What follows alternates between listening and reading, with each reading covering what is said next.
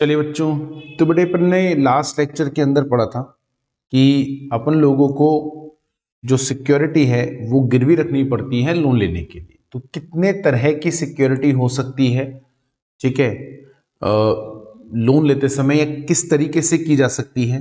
तो हमने पढ़ा था creation of security for loan, और आई थिंक मेरे हिसाब से इस टॉपिक का नाम अगर अपन mode of creation of security रखे तो और भी अच्छा हो जाएगा।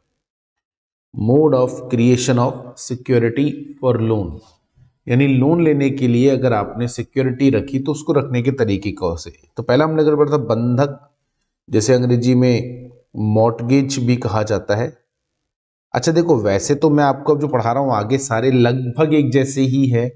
लोन सब में अल्टीमेटली सबका जो अंततः है उद्देश्य है वो तो यही है कि हमें सिक्योरिटी गिरवी रख के जो है क्या नाम है लोन देना है।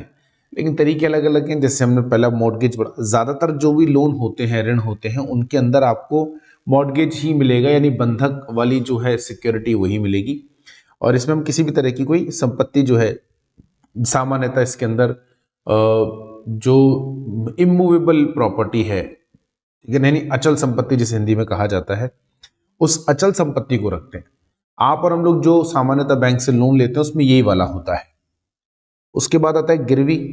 इसको अंग्रेजी में क्या बोलते हैं? इसको अंग्रेजी में बोलते हैं प्लेज। गिरवी में ऋणकर्ता द्वारा ऋण देने वाले बैंक को अग्रिम के लिए सुरक्षा के रूप में शुल्क लगाने के इरादे से माल की जमानत या डिलीवरी शामिल होती है। माल का कानूनी स्वामित्व गिरवी रखने वाले के पास ही रहता है, जबकि ऋण देने वाले बैंकर को माल में से कुछ निश्चित हित मिलते हैं। हित मतलब कुछ राइट्स उसको मिल जाते हैं। माल की गिरवी होने से एक विशिष्ट शुल्क मिलता है। क्या है बेसिकली ये प्लेज का मतलब क्या होता है, या गिरवी रखने का मतलब क्या है? कि आपने जो लोन लिया है उस लोन को लेते समय आपने जो भी आपकी का माल है, यानी जो आपका स्टॉक है, उस स्टॉक को हम लोगों ने, मैंने शायद पढ़ा दिया था आखिरी क्लास के अंदर, मुझे ऐसा याद आ रहा है, स्टॉक को बैंक के पास आपने गिरवी रख दिया। लेकिन अब समस्या ये है कि अगर बैंक के पास स्टॉक रख देंगे तो हम बेचेंगे क्या? तो बैंक कहते हैं नहीं नहीं, स्टॉक को गिरवी रखने का मतलब स्टॉक का जो फिजिकल पोजीशन रहेगा, यानी उसके ऊपर जो वो स्टॉक फिजिकली रहेगा वो उस एंटिटी के पास ही रहेगा। ठीक है ना? मतलब इकाई के पास रहेगा, उस व्यवसायी के पास रहेगा इसका फिजिकल पोजीशन। ठीक है, लेकिन इस पे स्टॉक के अधिकार जो हैं, राइट, वो बैंक के पास आ जाएंगे। कहने का मतलब अगर बैंक के पास आ जाएंगे तो फिर इनको बैंक बेच और खरीद नहीं जो व्यवसायी है वो खरीद बेच नहीं सकता। नहीं, ऐसा नहीं है, वो उसे खरीद भी सकता है, बेच भी सकता है। लेकिन बैंक एक शर्त लगा देता है। क्या लगा देता है? कि भैया देख, तेरे गोडाउन के अंदर, जैसे मान लो आपने 15 लाख का लोन लिया और आपने उस 15 लाख के लोन के बदले में 20 लाख रुपए का स्टॉक गिरवी रखा।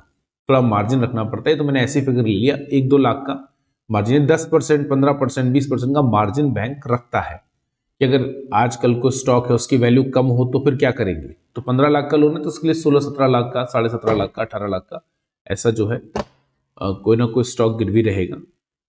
एक चीज, अब बैंक बोलता है कि भैया तेरे गोडाउन के अंदर तू माल खरीद बेच, पर किसी भी समय तेरे गोडाउन में जो स्टॉक है वो 18 लाख रुपए से कम का नहीं होना चाहिए। ठीक है, स्टॉक को खरीद बेच, वो खरीदेगा बेचेगा नहीं तो फिर कमाएगा कैसे? लेकिन हमेशा, यानी कल को तूने लोन नहीं चुकाया तो हम क्या कर सकते हैं, हम तेरा जो है माल उठा के ले जाएंगे। तो इस तरीके से हम लोग क्या करते हैं, गिरवी रखते हैं। हाइपोथिकेशन, इसको तो अंग्रेजी में भी हाइपोथिकेशन ही बोलते हैं, और हिंदी में भी इन्होंने हाइपोथिकेशन ही लिखा है, क्योंकि हिंदी में आप उसका नाम देखेंगे सब में वही मिलेगा, गिरवी, बंधक, गिरवी, बंधक। इसलिए हाइपोथिकेशन एक न्याय संगत शुल्क का निर्माण है। ठीक है, ये न्याय संगत शुल्क गलत शब्द है बेटा, ऊपर भी लिखा था, ये शुल्क नहीं है, ये शब्द गलत है। मैं आपको बताता हूं चक्कर क्या ना, अंग्रेजी का ये तो नुकसान होता है एक शब्द होता है चार्ज। अब चार्ज का मतलब खर्चा भी होता है, या जिसे शुल्क भी कहा जाता है ना। इतने चार्जेस लगेंगे आपके, सुना होगा आपने। और चार्ज का मतलब होता है गिरवी रखना, गिरवी देना। यानी अगर आज मेरी किसी संपत्ति को मैं किसी के पास गिरवी रख रहा हूं, तो ये बोला जाएगा कि मेरी संपत्ति पे क्या हो गया, चार्ज क्रिएट हो गया। अब यहां इन्होंने क्या करा होगा, इन्होंने उठाया होगा इसको, और जब हिंदी में कन्वर्ट करा होगा तो गूगल पे देखा होगा कि चार्ज का मतलब क्या है, उसमें लिखा होगा खर्चा, तो इन्होंने खर्चा या शुल्क लिख दिया। ये शुल्क नहीं है, ठीक है, ये चार्ज, ये वाला चार्ज है, गिरवी देने वाला चार्ज है ना। तो यहाँ पे भी ये जो न्याय संगत शुल्क है, इसका मतलब क्या है, इसका मतलब एक तो चार्ज, और दूसरा ये न्याय संगत शब्द भी गलत है। अब इनकी भी गलती नहीं है, ठीक है ना, इनकी गलती क्यों नहीं है, क्योंकि एक वर्ड होता है इक्विटेबल। इक्विटेबल का मतलब होता है जितने रुपए का आपने लोन लिया है, ऋण लिया है, उस कीमत के बराबर या उससे ज्यादा का आपकी संपत्ति पे किसी तरह का चार्ज क्रिएट करना, गिरवी रखना। अब इक्विटेबल जो है वो, इक्विटी मतलब न्याय भी होता है, इक्विटी मतलब पूंजी भी होता है, इक्वल मतलब तो बहुत सारे शब्द हैं, इसलिए इन्होंने लिख दिया न्याय संगत शुल्क। ये न्याय संगत शुल्क नहीं है, ये इक्विटेबल चार्ज है।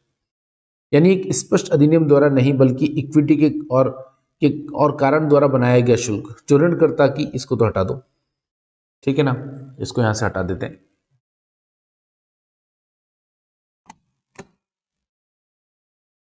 जो ऋणकर्ता की चल संपत्तियों प्रतिभूतियों के संबंध में बंधक समझौते के निष्पादन द्वारा ऋण देने वाले बैंक के पक्ष में बनाया जाता है। यानी आपने, अच्छा यहां मैं एक और आपको बताऊं कि ये हाइपोथिकेशन या इक्विटेबल चार्ज क्या होता है।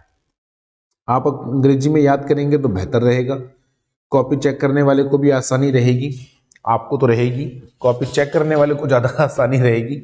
मुझे लगता है न्याय संगत शुल्क उसको समझ में भी नहीं आएगा, इसलिए इक्विटेबल चार्ज लिख देना। इक्विटेबल चार्ज का मतलब होता है जिस चार्ज को हमने नॉट, मैं अंग्रेजी में ही लिखूंगा थोड़ा सा, नॉट क्रिएटेड बाय एग्रीमेंट, ठीक है ना, but by the way of equity, ठीक है ना, by the way of equity और रीजन। यानी इसमें कोई एग्रीमेंट नहीं होता। क्यों नहीं होता एग्रीमेंट? क्योंकि ये जो ऋण है ये एक तरीके से चालू ऋण होता है। मतलब समझाता हूं मैं आपको, आसान भाषा में समझाता हूं।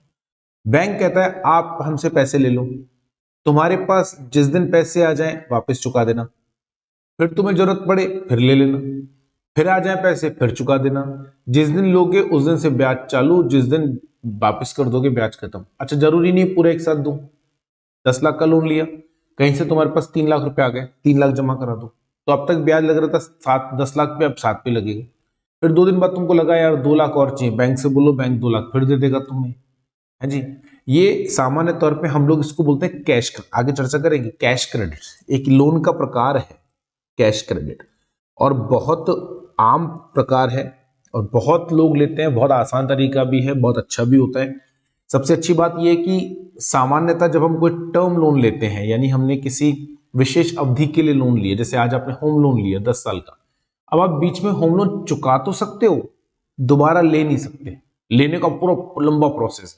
जैसे मैंने 25 लाख का लोन लिया, अब कहीं से मेरे को 4 लाख आ गए, तो मैंने चुका दिया, बीच में पेमेंट कर दिया, कर सकते हो, कोई दिक्कत नहीं है। ब्याज अब आपका 4 लाख कम पे लगेगा, 21 लाख पे लगेगा। लेकिन अगर आपको वापस जरूरत पड़ गई 2 लाख की, तो फिर बैंक अब तो पूरा, जैसे आपने पहली बार लोन लिया था, पूरे सारे आपने डॉक्यूमेंट जमा कराए थे, सब किया था ना, वो सब करना पड़ेगा।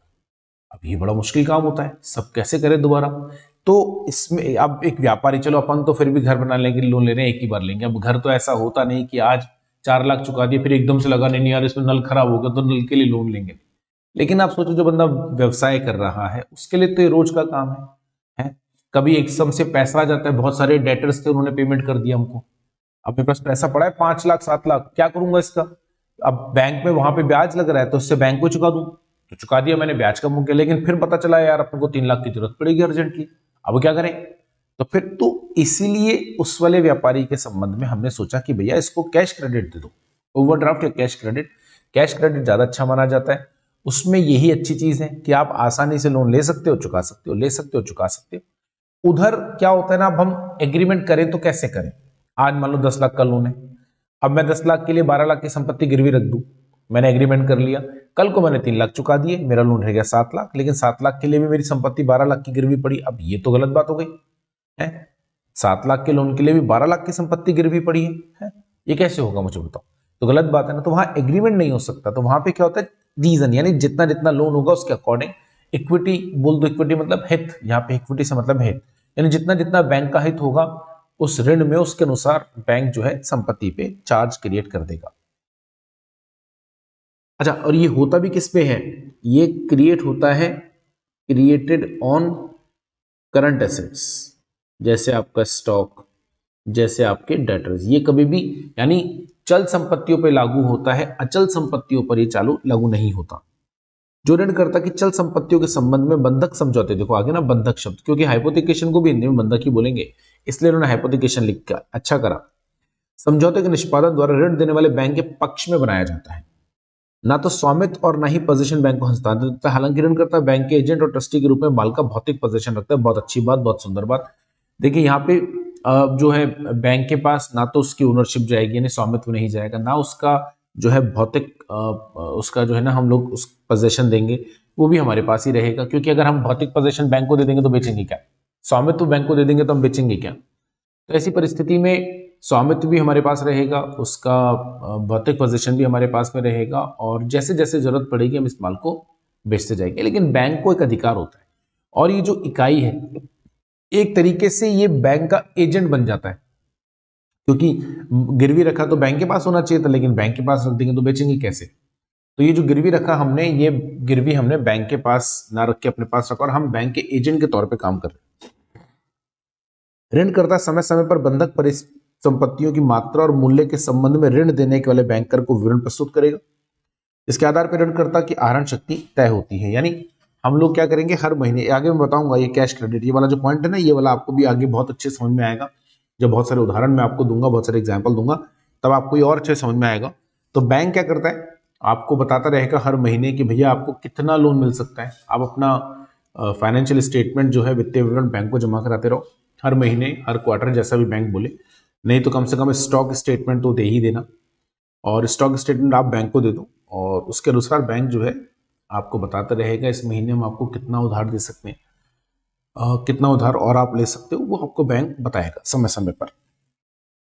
ठीक है, उस देखो अब आगे इन्होंने कहीं पे भी ना हिंदी वाले शब्द नहीं लिखे, देखो ऊपर लिख दिए, तो अब नीचे बाकी सारे अंग्रेजी वाले शब्द लिखे हैं, क्योंकि सबको जो है हिंदी में कन्वर्ट करते तो एक ही मतलब निकलता।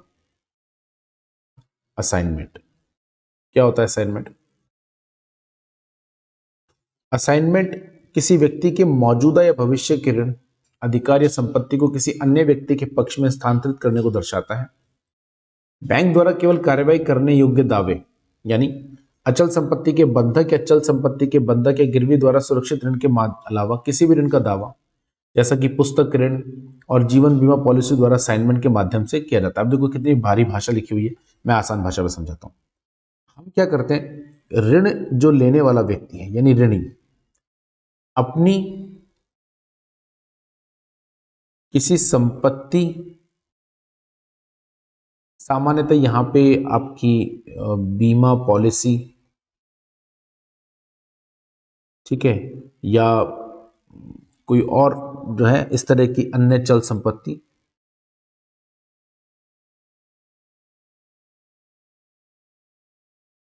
पर अपनी की संपत्ति पर अपने अधिकार को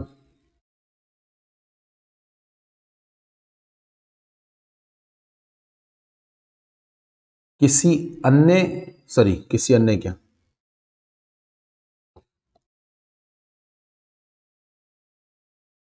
बैंक के नाम हस्तांतरित कर देता है। ठीक है, अगर ऋणी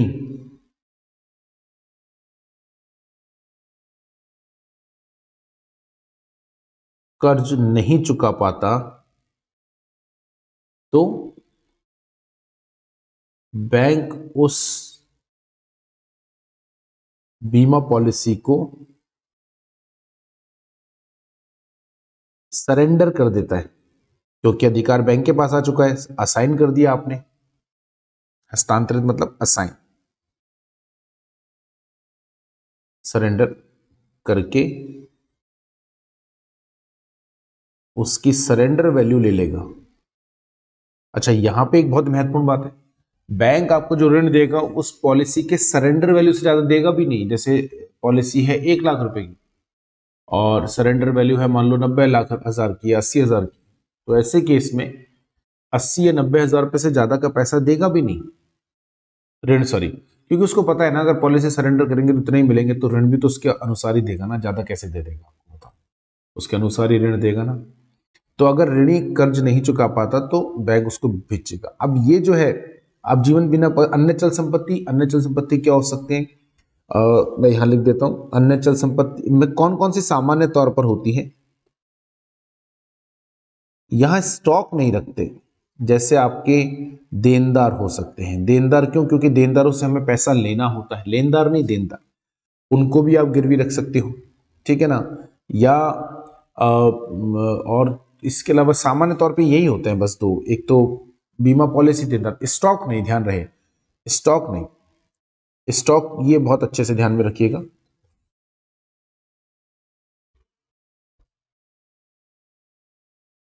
स्टॉक इसमें शामिल नहीं है।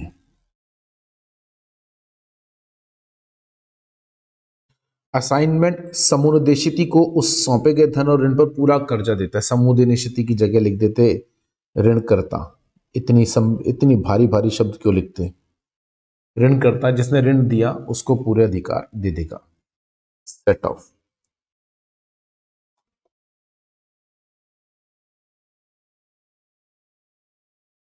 सेट ऑफ देनदार के खाते में डेबिट शेष को देनदार के दूसरे खाते में पड़े किसी क्रेडिट शेष के विरुद्ध पूर्ण या आंशिक रूप से समायोजित करने को लेनदार का वैधानिक अधिकार है। सेट ऑफ का अधिकार बैंक को एक ही व्यक्ति के दो खातों को संयोजित करने में सक्षम बनाता है, बशर्ते दोनों खाते एक ही नाम और एक ही अधिकार में हो।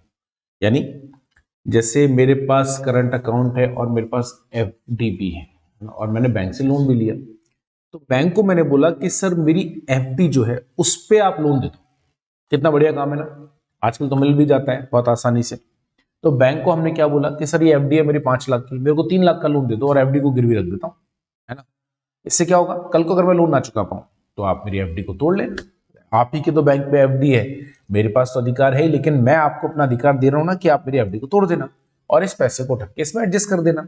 अच्छा, आजकल तो वैसे भी ये जरूरत नहीं पड़ती एफडी तोड़ने की, क्योंकि आजकल एक आ गया फ्लेक्सी डिपॉजिट।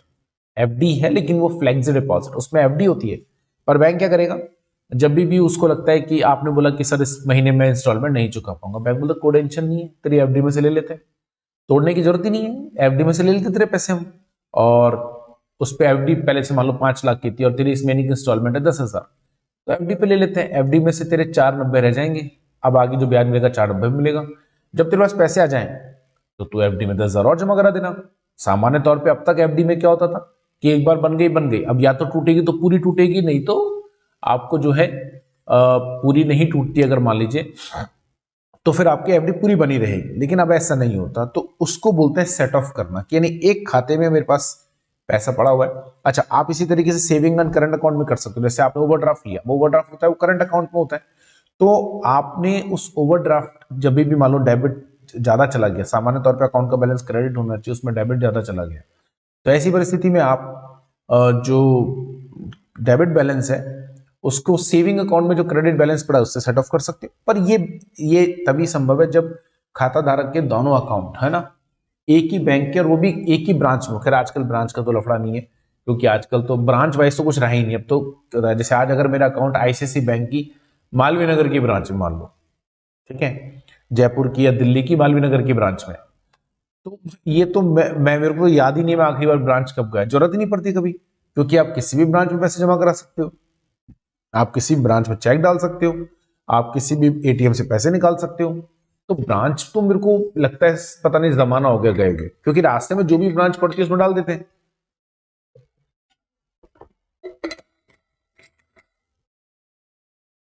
यानी आज अगर हमें पैसे जमा कराने हैं अपने अकाउंट में तो मुझे अपनी ब्रांच में जाने की जरूरत नहीं है। हाँ, लेकिन सेम बैंक में होना जरूरी है।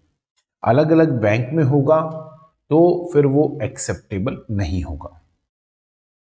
सेट ऑफ के उद्देश्य से बैंक की सभी शाखाओं को एक एकल इकाई के रूप में माना जाता है। तो बोल ही रहे कि सारी शाखाएं एक ही एकल इकाई, अलग अलग नहीं। समंजन के अधिकार का प्रयोग कालातीत ऋणों के संबंध में किया जाता है। ये तो कुछ काम की लाइन नहीं है, ठीक है। कालातीत तो नहीं, कभी भारी भारी शब्द लिख देते हैं ऐसे। ये गूगल भैया जो है ना उससे उठाते हैं। अब गूगल भैया तो गूगल भैया हैं और वो तो भारी भारी शब्दों का ही प्रयोग करते हैं।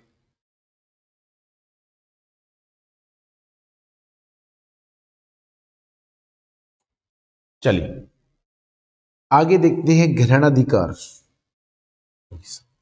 मतलब इतना भारी शब्द उठा लेते हैं, बेचारा बच्चा तो जो है 3 दिन तक समझ ही ना पाए इसका मतलब क्या है। अब अंग्रेजी में होता तो हिंदी में ट्रांसलेट कर लेते, अब हिंदी में जाके गूगल को बोलेंगे, गूगल को भी समझ में नहीं आएगा। ग्रहणाधिकार होता क्या है? ग्रहणाधिकार इसका मतलब होता है मेरे बच्चों लीन। लीन का मतलब होता है एक तरीके से जब्त कर लेना, है ना, जब्ती, उसे बोलते हैं लीन। ग्रहणाधिकार मालिक की सहमति से कानूनी अधिकार का निर्माण है जो ऋणदाता को ग्रहणाधिकार के तहत संपत्ति को जब्त करने और निपटान समाप्त करने का कानूनी अधिकार देता है। तो जब आपके पास कानूनी अधिकार आ जाता है, ठीक है, संपत्ति को जब्त करने का, तो उसे क्या कहा जाता है? उसे कहा जाता है ग्रहणाधिकार यानी लीन। चलिए, तो ये आपको ध्यान में रखना है। इस तरीके से किसी भी संपत्ति के संबंध में हम लोग क्या कर सकते हैं? हम लोग जो है उसके ऊपर सिक्योरिटी क्रिएट कर सकते हैं। उसके ऊपर हम लोग यहाँ पे प्रतिभूति का मतलब वो वाली प्रतिभूति नहीं है, सिक्योरिटी तो मैंने आपको पिछले लेक्चर में ही बता दिया था। अब आते हैं अग्रिमों के संबंध में आय चिन्हीकरण या परिसंपत्ति वर्गीकरण और प्रावधानों पर मानदंड।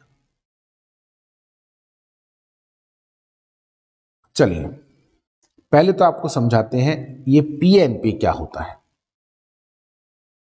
और अगर मेरी सलाह माने तो बेटा इसको अंग्रेजी में ही पढ़ लेना, आपको थोड़ा सा फायदा रहेगा। मैं हिंदी में शब्द बता दूंगा, लेकिन जो नियम होते हैं ना, आरबीआई जो नियम बनाता है उनमें सामान्य तौर पे आपको इंग्लिश में पढ़ना कंफर्टेबल रहता है और समझाना आसान रहता है। ऐसा नहीं बोल रहा हूं कि मैं पूरा अंग्रेजी में बोलूंगा, बोलूंगा तो हिंदी में ही, लेकिन अब नियम है तो उसके जो नाम है वो नाम अंग्रेजी में ही आप रखें याद तो बेहतर रहेगा। बाकी मैं आपको बता दूंगा उसका मतलब भी क्या होता है, ठीक है ना। चलिए, बैंक्स क्या बोलता है, आरबीआई क्या बोलता है? अब हम एक शब्द यूज करें, prudential norms. Prudential norms, prudential norms on asset classification. पहले मैं अंग्रेजी में लिख दूं फिर इसको हिंदी में लिखूंगा। Income recognition and disclosure. Asset classification मतलब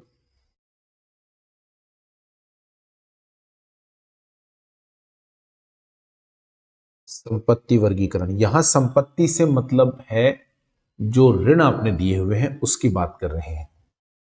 इनकम रिकॉग्निशन मतलब आय, क्या बोलते हैं इसको, देखो हिंदी में एक शब्द है आय चिन्हीकरण। हाँ,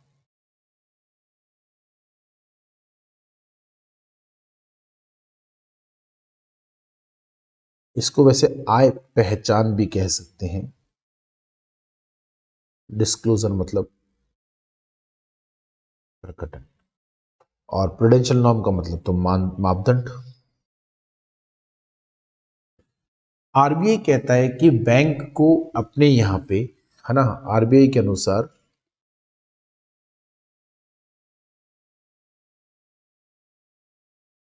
बैंक को अपने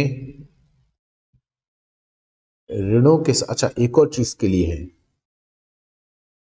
प्रोविजन के लिए। अब इसको तो हिंदी में क्या बोलेंगे, प्रावधान। अपने ऋणों के संबंध में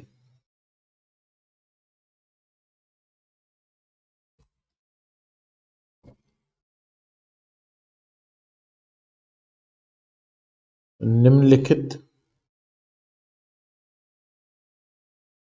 मापदंडों का प्रयोग करना चाहिए।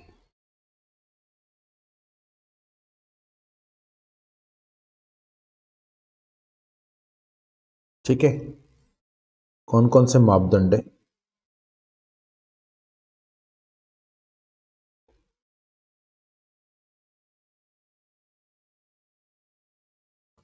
तो आरबीआई कहता है सबसे पहले, पहला नियम, बैंक को अपने ऋणों को निम्न श्रेणी में विभाजित करना चाहिए।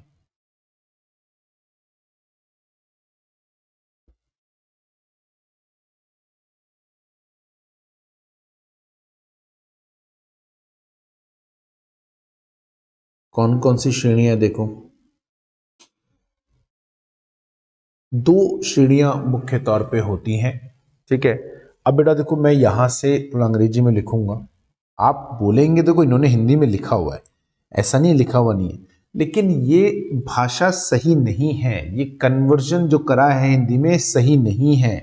आरबीआई ने कोई हिंदी में नहीं निकाला, ये तो गूगल से ट्रांसलेट करके बनाया हुआ है और इससे नियम गलत हो जाता है। आपको बहुत परेशानी आएगी, खास तौर पे तब जब आप अपनी आर्टिकलशिप में जाएंगे। मैं आपके भले के लिए कह रहा हूं, ठीक है ना? तो यहां पे आप थोड़ा सा मेरे साथ में कॉम्प्रोमाइज करना।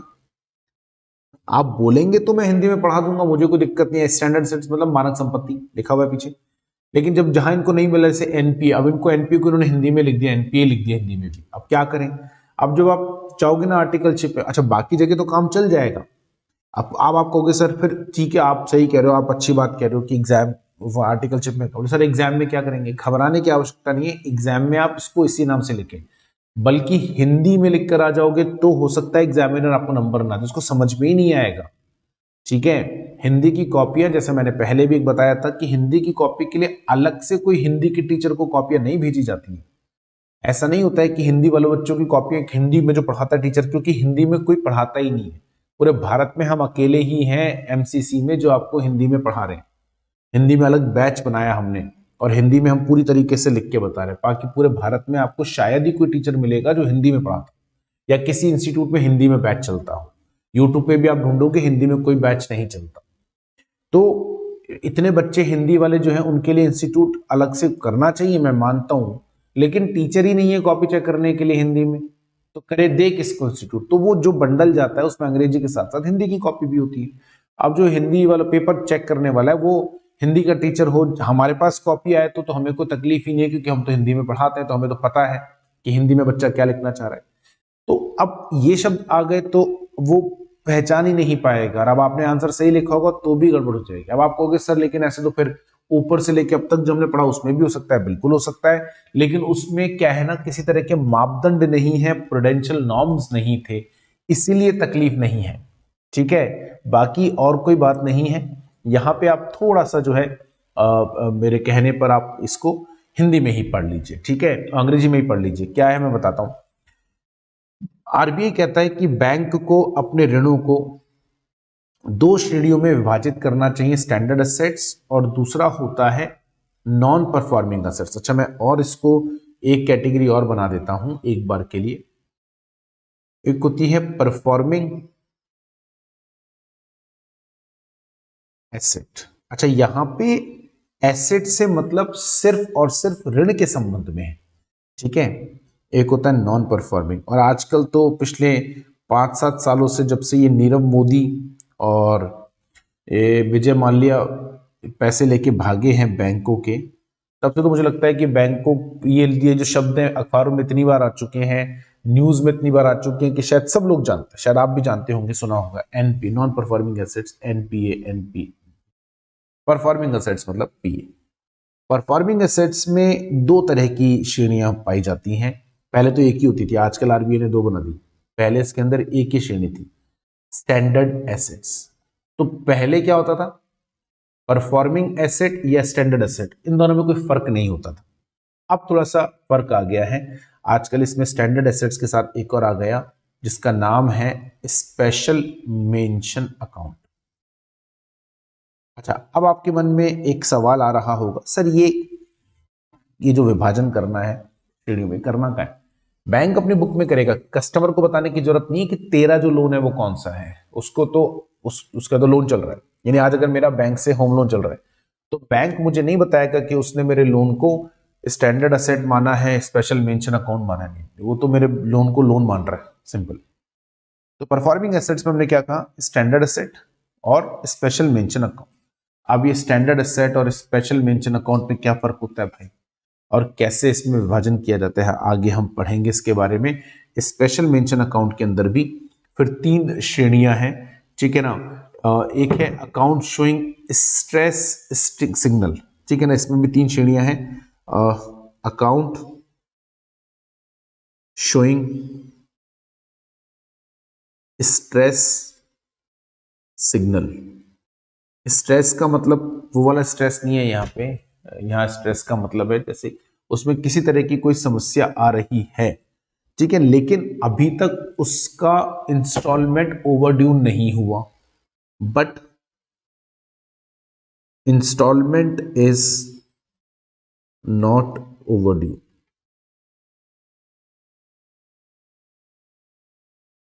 दूसरा है account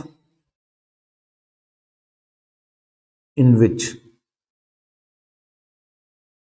instalment is overdue but less than 30 days। Account in which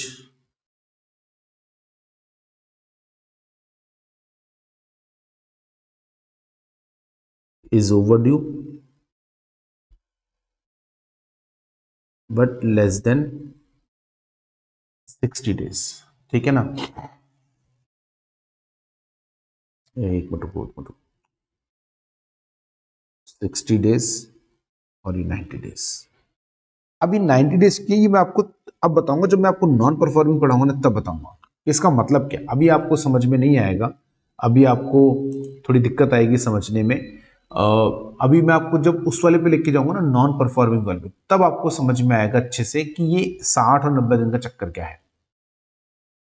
अब नॉन परफॉर्मिंग में कैसे बनता है, देखो नॉन परफॉर्मिंग का मतलब क्या होता है, पहले तो ये देखो नॉन परफॉर्मिंग का मतलब होता है, अच्छा परफॉर्मिंग का मतलब क्या होता है और क्लासिफिकेशन हमने पढ़ा, इसका मीनिंग आपको हम पहले समझाते हैं कि परफॉर्मिंग का मतलब क्या है।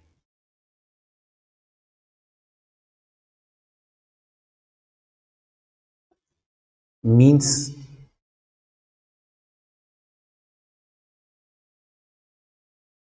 when there is as such no default in repayment of loan beyond permitted time। अब ये परमिटेड टाइम क्या है, मैं ये थोड़ा सा अंग्रेजी में पढ़ाऊंगा, लेकिन आप चिंता मत करें, मैं हिंदी में बताऊंगा, आप इसको हिंदी में लिख कर आ सकते। ये नहीं, ये वाला नहीं, ये जो अंग्रेजी में लिखा है ये वाला क्या बोलना चाह रहा है। देखो बैंक कहता है 90 दिन, ये 90 दिन का एक जो फिगर है याद रखिएगा, 90 दिन। बैंक सिंपल सा फंडा है, आरबीआई बोलता है भैया 90 दिन से ऊपर अगर तेरा लोन क्या हो गया ओवरड्यू, अति दे, हिंदी में क्या कहा जाता है, अति दे, ओवरड्यू मतलब अति दे। यानी कहने का मतलब हर लोन को चुकाने की एक तारीख होती है, इंस्टॉलमेंट आती है ना। तो मान लीजिए अगर आपके लोन के चुकाने की जो तारीख है वो है 10 तारीख, हर महीने की 10 तारीख को आप लोन चुकाते हो, तो आपकी जो देय राशि है वो कब होगी, 10 तारीख को होगी। अब आरबीआई कहता है कि जो भी तारीख है उसके बाद अगर 90 दिन तक तूने लोन नहीं चुकाया तो तेरा लोन क्या बन जाएगा, एनपीए बन जाएगा। यानी यदि लोन यानी ऋण, हिंदी में लिख देता हूं, यदि ऋण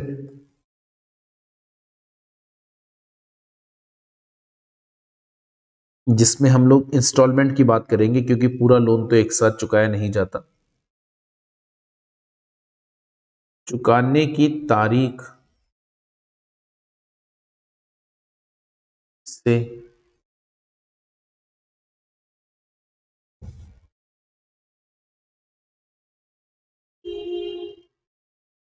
90 दिन के बाद भी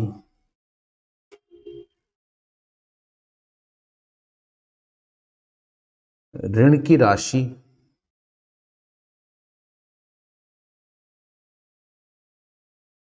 अतिदेय है तो वह ऋण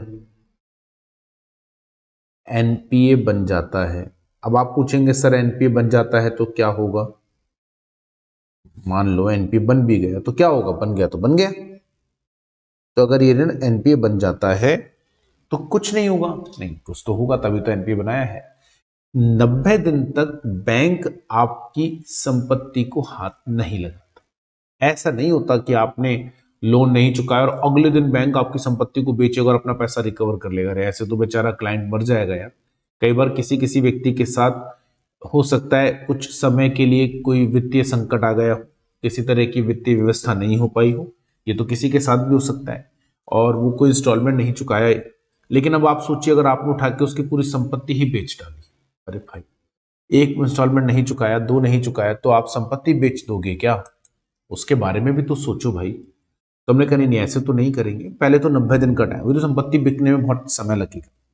तो जो भी आपकी इंस्टॉलमेंट की तारीख है उससे 90 दिन तक अगर आपने नहीं चुकाया तो 90 दिन तक तुम कुछ नहीं करेंगे। हाँ वो लेट इंटरेस्ट लगा देंगे, पेनल्टी लगा देंगे लेट की, ये सब कर देंगे, लेकिन कुछ करेंगे नहीं, कोई कोई एक्शन नहीं लेंगे। ठीक है, तो 90 दिन के बाद भी अगर ऋण की राशि अतिदेय है तो ऐसी परिस्थिति में ऋण जो है आपका एनपीए नहीं बनेगा। 90 दिन से ज्यादा चला गया तो ऋण आपका क्या बन जाएगा? अतिदेय बन जाएगा एक चीज। ठीक है, ये ध्यान में रखिएगा।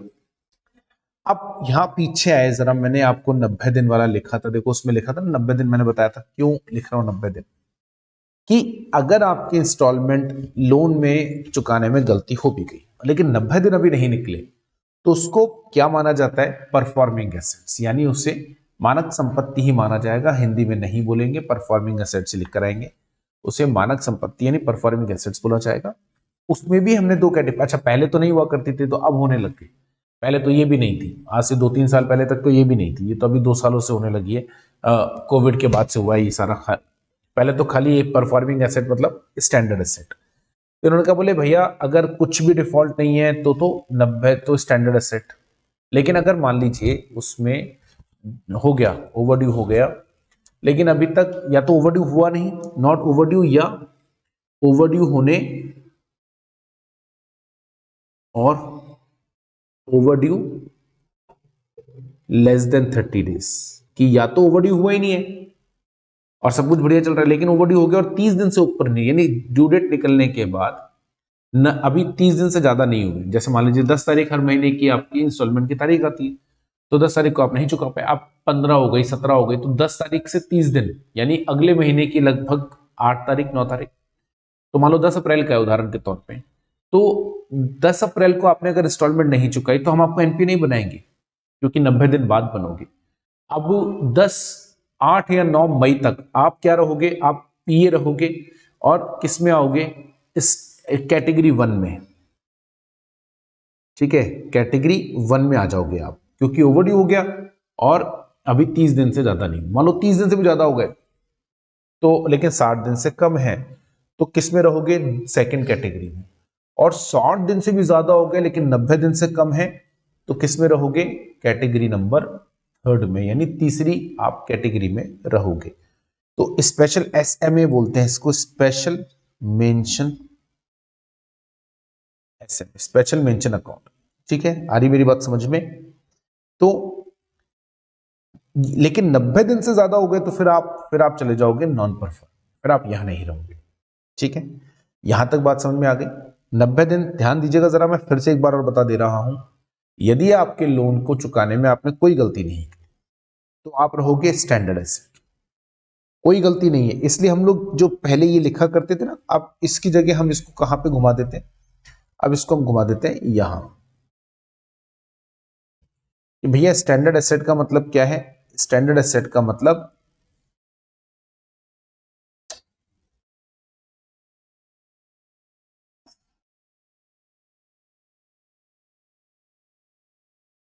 ऐसी संपत्ति, ऐसा ऋण जिसमें किसी भी तरह का कोई भी डिफॉल्ट नहीं है।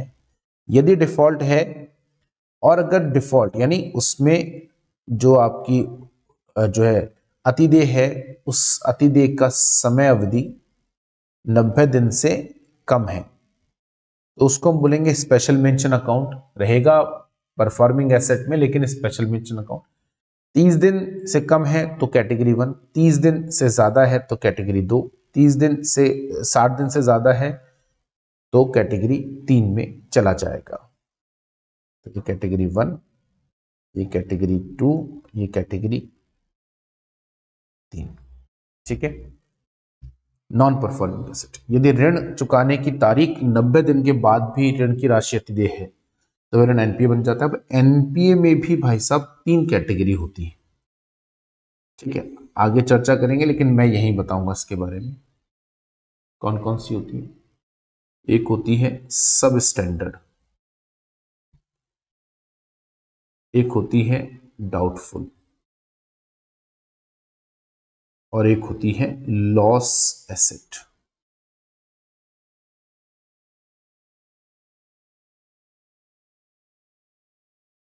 ठीक है, सब स्टैंडर्ड एसेट। सब स्टैंडर्ड एसेट का मतलब वो ऋण जो एनपीए तो बन गया, वो ऋण जो एनपीए तो बन ही चुका है, लेकिन एनपीए बनने के बाद हम उसको सबसे पहले उठा के डालते हैं सब स्टैंडर्ड। और ये यहां कब रहेगा? एनपीए बनने के बाद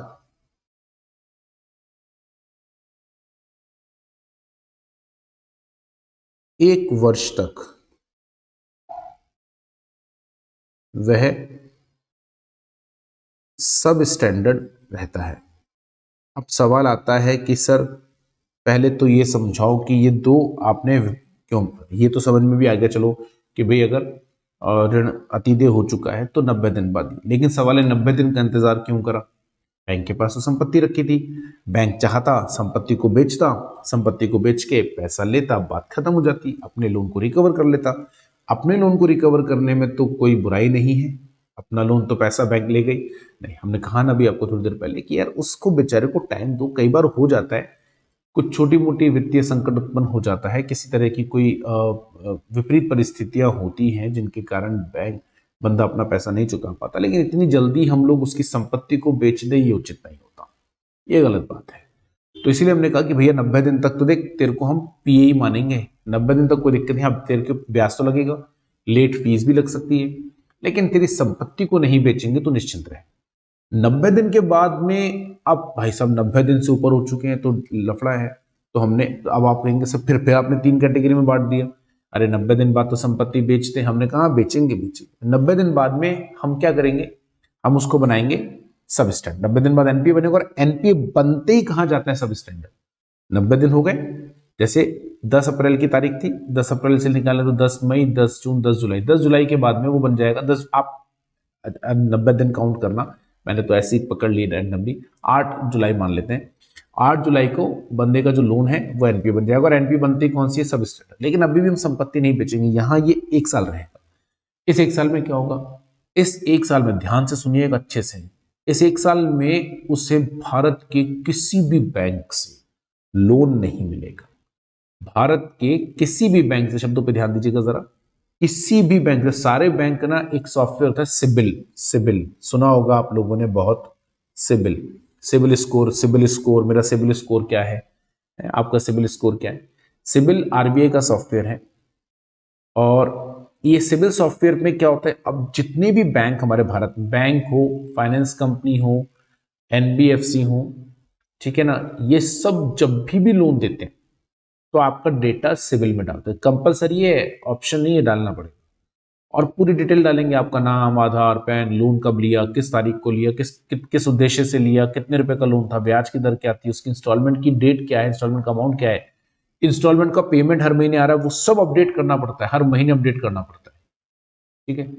और जब भी कोई बैंक आपको लोन देता है तो पहले वो आपका सिविल स्कोर चेक करता है, सिविल में जाएगा। अब बैंक को तो एक्सेस जो है और भी ज्यादा होते हैं, आपको खुद हमें कम है, हम ही निकाल देते इतना, तो जाके उस पे सिविल का स्कोर हम ये भी बता देते हैं किसी बंदे को कि उसका सिविल में जो है कहां कहां से उसने लोन ले रखा है, कितना कितना डिफॉल्ट करा, सब निकाल देते हैं।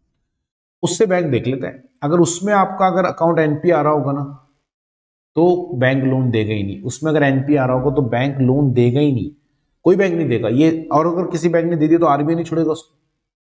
तो आपकी पहली सजा ये थी कि ड्यू डेट निकलने के बाद 90 दिन हो गए भाई, 90 दिन, ड्यू डेट निकलने के बाद भी 90 दिन हो गए, और 90 दिन तक भी आप लोन नहीं चुका रहे, तो फिर यार कुछ तो एक्शन लेना पड़ेगा। लेकिन हम देखो कितने अच्छे थे, हमने आपकी संपत्ति नहीं बेची।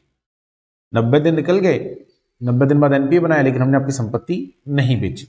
90 दिन बाद हम आपको एक वार्निंग दे रहे कि भैया देख, तेरी पहली सजा, तेरे कहीं से लोन नहीं मिलेगा, तेरी क्रेडिट खराब हो गई। 1 साल बाद, है ना,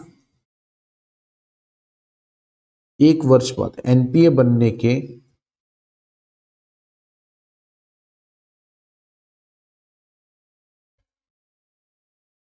1 वर्ष बाद वह डाउटफुल में आ जाएगा।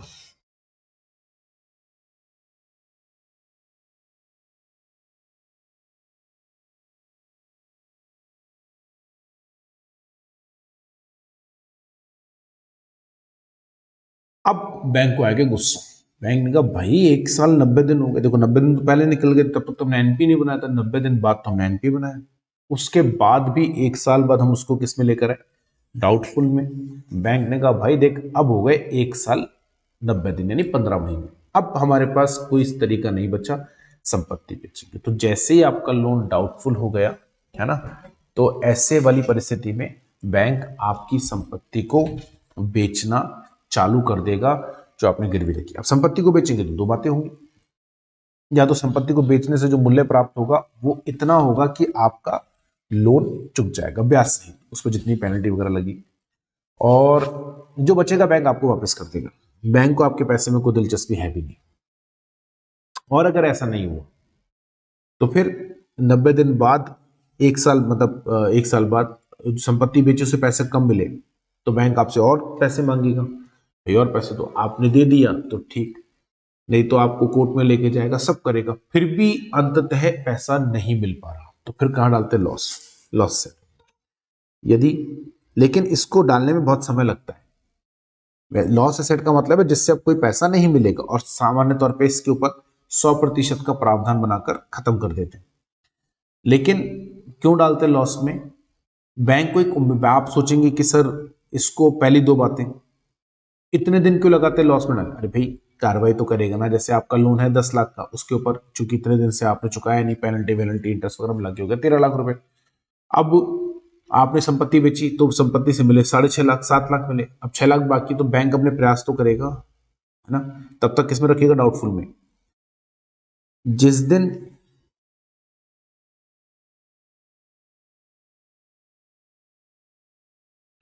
बैंक के वैधानिक अंकेक्षक आरबीआई की निरीक्षण टीम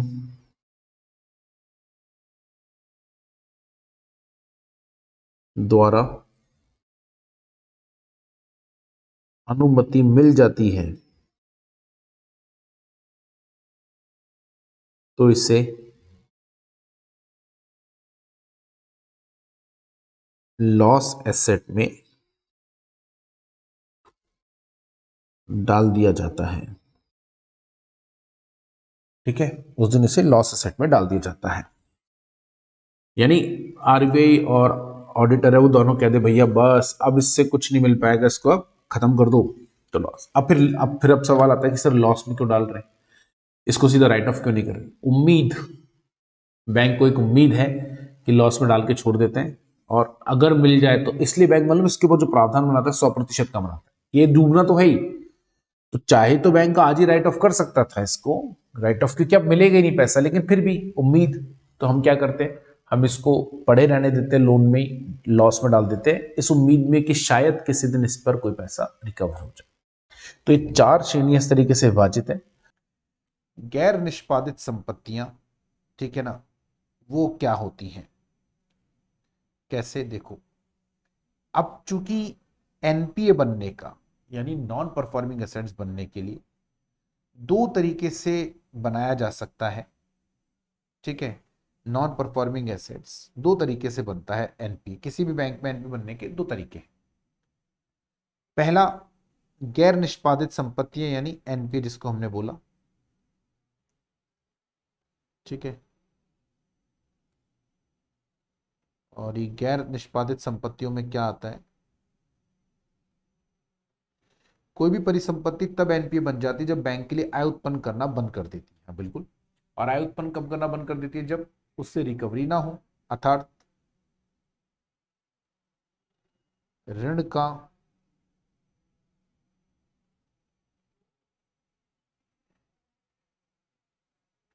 पुनर्भुगतान आना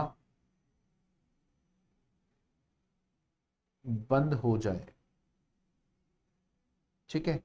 यदि ऋण का पुनर्भुगतान आना बंद हो जाता है तो उस परिस्थिति में जो है हम ये कह सकते हैं कि अब ऋण से आय होना बंद हो गई, तो वो क्या हो जाएगा, वो हो जाएगा एनपीए। गैर निष्पादित संपत्तियां ऐसा ऋण या अग्रिम जहां सावधि ऋण के संबंध में ब्याज या मूलधन की किस्त 90 दिनों से अधिक की अवधि के लिए अतीत, पीछे पढ़ा था हमने। ओवरड्राफ्ट कैश क्रेडिट के संबंध में खाता अव्यवस्थित रहता है। बट्टाकृत बिल और खरीद के मामले में 30 अधिक 90 दिनों से अधिक व्यतीत रहता है। आउट ऑफ ऑर्डर, किसी खाते को आउट ऑफ ऑर्डर माना जाना चाहिए यदि बकाया राशि लगातार स्वीकृत सीमा आहरण शक्ति से अधिक बनी रहती है। ऐसे मामलों में जहां मूल परिचालन के खाते में बकाया राशि स्वीकृत आहरण शक्ति से कम है लेकिन तुलन पत्र की तारीख तक 90 दिन से कोई क्रेडिट नहीं, या क्रेडिट मौजूद है लेकिन उस अवधि के दौरान डेबिट किए जाने वाले ब्याज को कवर करने में पर्याप्त नहीं है। अब आप कहेंगे सर ये तो कुछ समझ में ही नहीं आ रहा। बात तो बिल्कुल ठीक है, समझ में कैसे आएगा, समझ में इसलिए नहीं आ रहा क्योंकि इन्होंने बहुत शॉर्ट में दे दिया। शॉर्ट में क्यों दे दिया, शॉर्ट में इसलिए दे दिया क्योंकि हमने एक लाइन पढ़ी थी कि कोई भी जो ऋण है वो एनपीए कब बनेगा, कोई भी ऋण एनपीए तब बनेगा जब वो ऋण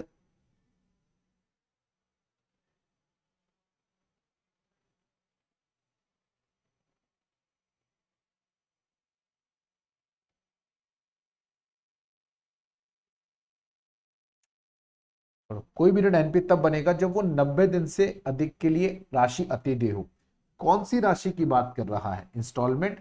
इंस्टॉलमेंट में 2 चीजें होती हैं, प्रिंसिपल और इंटरेस्ट और बोथ, यानी चाहे पूरी इंस्टॉलमेंट नहीं आई हो, चाहे इंस्टॉलमेंट में प्रिंसिपल का अमाउंट आ गया हो इंटरेस्ट का नहीं आया हो, चाहे इंस्टॉलमेंट में इंटरेस्ट का अमाउंट आ गया हो प्रिंसिपल, अतिदेय अतिदेय होता है।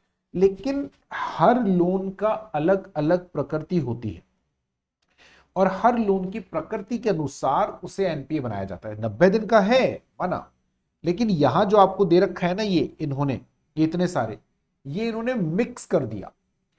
मिक्स कर दिया मतलब कुछ केसेस में 90 दिन का पीरियड तो है लेकिन तरीका अलग अलग है। तो हमने इस पढ़ना हमें भी यही है जो इन्होंने लिखा है, पर हम इसको लोन के हिसाब से पढ़ेंगे, अलग अलग लोन के लिए अलग अलग पढ़ेंगे। कैसे पढ़ेंगे मैं बताऊंगा। जैसे इन्होंने, उदाहरण के तौर पर बताता हूं, ये वाला इन्होंने बताया, ये वाले में किस में लगता है, ये लगता है कैश क्रेडिट वाले में, ये लगता है बिल डिस्काउंटिंग वाले में,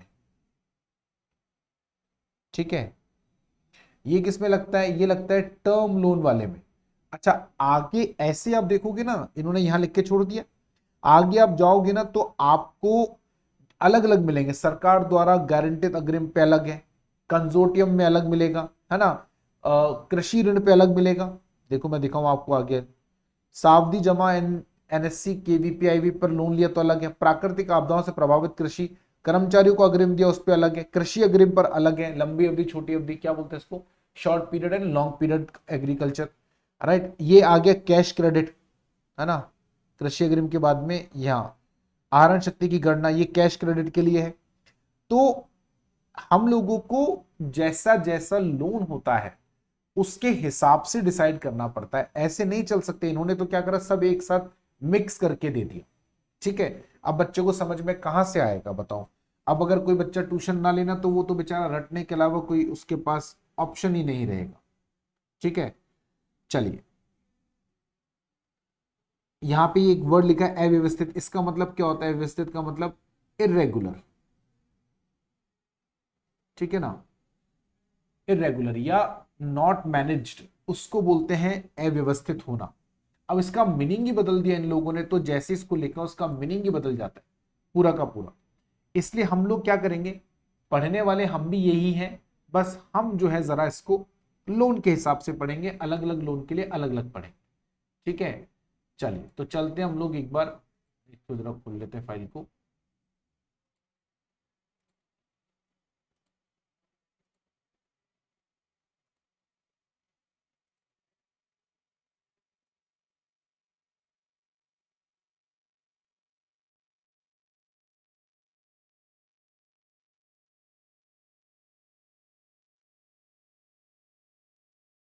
चलो तो देखते हैं बेटा कैसे बनेगा, इसको जरा मैं साइड में हटाता हूं और अपन लेंगे एक एक करके बढ़िया तरीके से कैसे बनाना है। थोड़ा ध्यान से सुनिएगा, बहुत इंपॉर्टेंट है बेटा ना, तो जरा ध्यान से पढ़ना, बहुत ध्यान से पढ़ना। कोई खाता एनपीए कैसे बनता है। अच्छा, 90 दिन वाला नियम मत भूलना, 90 दिन वाला नियम है वो तो बहुत महत्वपूर्ण है ही नियम, उसके अनुसार ही हम लोग आगे चलेंगे। तो कोई खाता एनपीए कैसे बनता है, सबसे पहले अपन लेंगे टर्म लोन के लिए।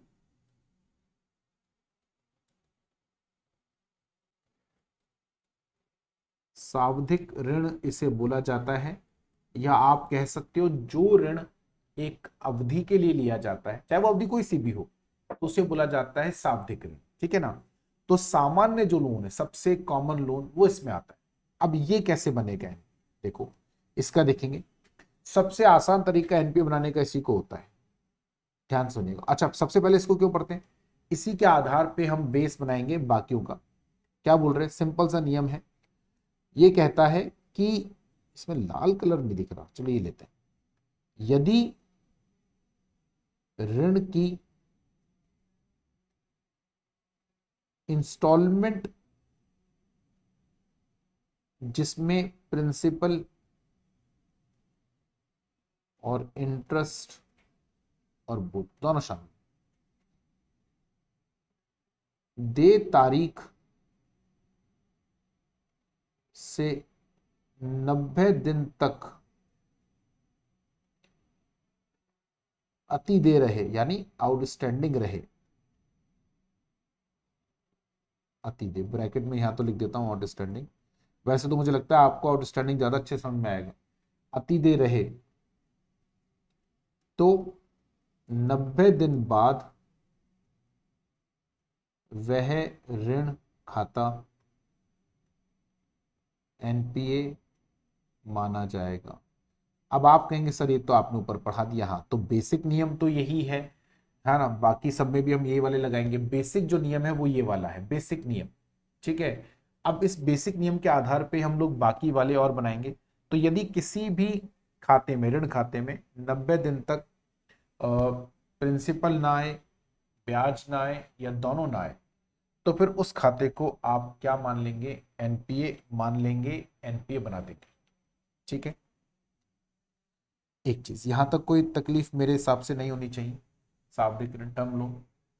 दूसरा, अब आता है इसके बाद में, टर्म लोन के बाद में ओवरड्राफ्ट। अच्छा देखो, मैं आपको यहां से दिखाता और चलता हूं, जिससे आपको किताब से पढ़ो तो आपको ऐसा ना लगे कि यार तो मैच ही नहीं होगा। ये हटा देता हूं मैं यहां से। सारा, और आपको एक एक लाइन जो है ना मैं बताता जाऊंगा तो आपको आसान रहेगा। सबसे पहले देखो, सावधि ऋण के संबंध में ब्याज या मूलधन की किस्त 90 दिनों से अधिक अगर क्या रहती है, अतिदेय रहती है। तो ये किसके लिए हो गया बेटा, ये हो गया टर्म लोन के लिए पहला। अब आता है ओवरड्राफ्ट। अच्छा, यहां अव्यवस्थित का मतलब क्या है, अव्यवस्थित का मतलब जैसे मैंने कहा इरेगुलर या out of order, out of order या इरेगुलर। अब देखो कितने बेवकूफ हैं ये लोग, नीचे इरेगुलर का मीनिंग अलग से बता रखा है, जबकि नीचे जो मीनिंग बता रखा है वो सिर्फ इन्होंने बता रखा है कैश क्रेडिट के लिए, जबकि कैश क्रेडिट के लिए रूल अलग है, ओवरड्राफ्ट के लिए अलग है। इन्होंने दोनों में क्या लिख दिया, ओवरड्राफ्ट या कैश क्रेडिट क्या हो, अव्यवस्थित हो। अभी अव्यवस्थित का मतलब आउट ऑफ ऑर्डर, लेकिन आउट ऑफ ऑर्डर का मतलब दोनों में अलग अलग लगता है भाई। जैसे देखो हमने अभी क्या लिया, हमने लिया ओवरड्राफ्ट। सब जानते हैं ओवरड्राफ्ट क्या होता है, सबको पता है ओवरड्राफ्ट का मीनिंग,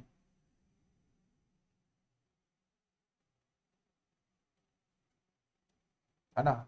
क्या होता है ओवरड्राफ्ट, देखो जब आप अपने करंट अकाउंट को के आधार पे बैंक से लोन लेते हो, करंट अकाउंट के आधार पे मतलब हम बैंक के पास जाते हैं, करंट अकाउंट खुलवाया, आपके करंट अकाउंट में मान लो बैलेंस है 2 लाख रुपए, करंट अकाउंट में बैलेंस है 2 लाख रुपए, आपने चेक दे दिया 3.5 लाख का, तो बैंक क्या करेगा, बैंक आपके चेक को पास कर देगा। लेकिन अब आपके अकाउंट का बैलेंस जो 2 लाख क्रेडिट था वो हो जाएगा 1.5 लाख डेबिट।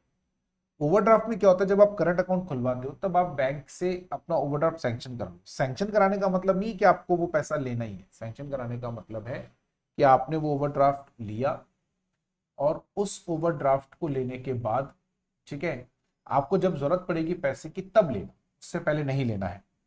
तो ओवरड्राफ्ट में हम लोग क्या करते हैं, जिस दिन ओवरड्राफ्ट लिया, सामान्यतः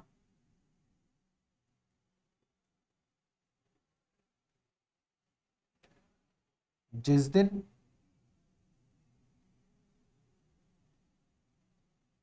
ओवरड्राफ्ट लेते हैं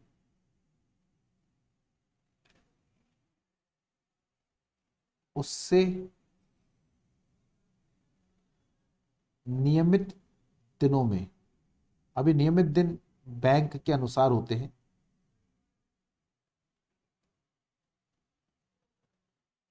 अलग अलग होते हैं, या ऐसे लिख दो,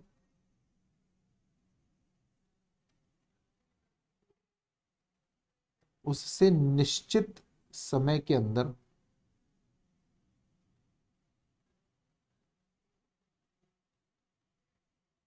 खाते में कुछ ना कुछ क्रेडिट करना होता है।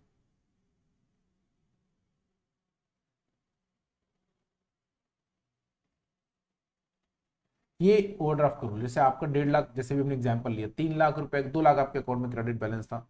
अब जब आपने 2 लाख रुपए का क्रेडिट बैलेंस का चेक आया 3.5 लाख रुपए का, बैंक ने क्लियर कर दिया, 1.5 लाख ओवरड्राफ्ट हो गया, ब्याज तो आज से चालू हो गया। पर बैंक आपको एक टाइम देगा, 10 दिन, 7 दिन, 15 दिन, कि भैया इस दिनों के अंदर अंदर आप अपने अकाउंट में कुछ ना कुछ जमा करा, 10, 50, 100, 200, 500 हजार रुपए कुछ तो जमा करा दो। ये रूल होता है ओवरड्राफ्ट के अंदर। फिर आपके पास जब लोन तो चुकाना ही है पूरा 1.5 लाख का, वो तो चुकाना ही है और उस पर ब्याज भी चालू हो गया, बैंक कहता है कुछ भी जमा कराओ, 1,000, 2,000, 5,000, 10,000, जो जमा कराना है करा दो, कुछ तो लेकिन जमा कराओ, ठीक है, कुछ ना कुछ तो जमा कराना पड़ेगा। अब आपने उसमें कुछ ना कुछ जमा नहीं कराया, तो जो तारीख बैंक ने, जैसे मान लो बैंक ने आपको 10 दिन दी, 10 दिन में आपने जमा नहीं कराया, तो 10 दिन के बाद वो आउट ऑफ ऑर्डर हो जाएगा, कुछ ना कुछ क्रेडिट कराना होगा। यदि नहीं जमा कराया तो उस समय के पश्चात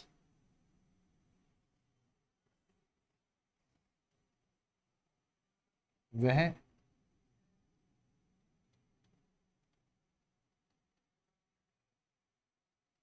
आउट ऑफ ऑर्डर हो जाएगा, और आउट ऑफ ऑर्डर होने के 90 दिन बाद,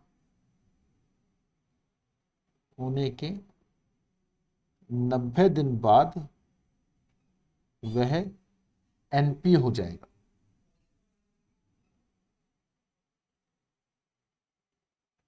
जैसे मान लो 10 मई को ओवरड्राफ्ट हुआ, 10 मई को मान लीजिए क्रेडिट बैलेंस इन करंट अकाउंट, अच्छा ओवरड्राफ्ट करंट अकाउंट में ही होता है, ये 2 लाख रुपए था। 10 मई को चेक इशूड 3,50,000, तो 1,50 क्या हो गया, डेबिट बैलेंस। इसको अपन क्या बोलेंगे,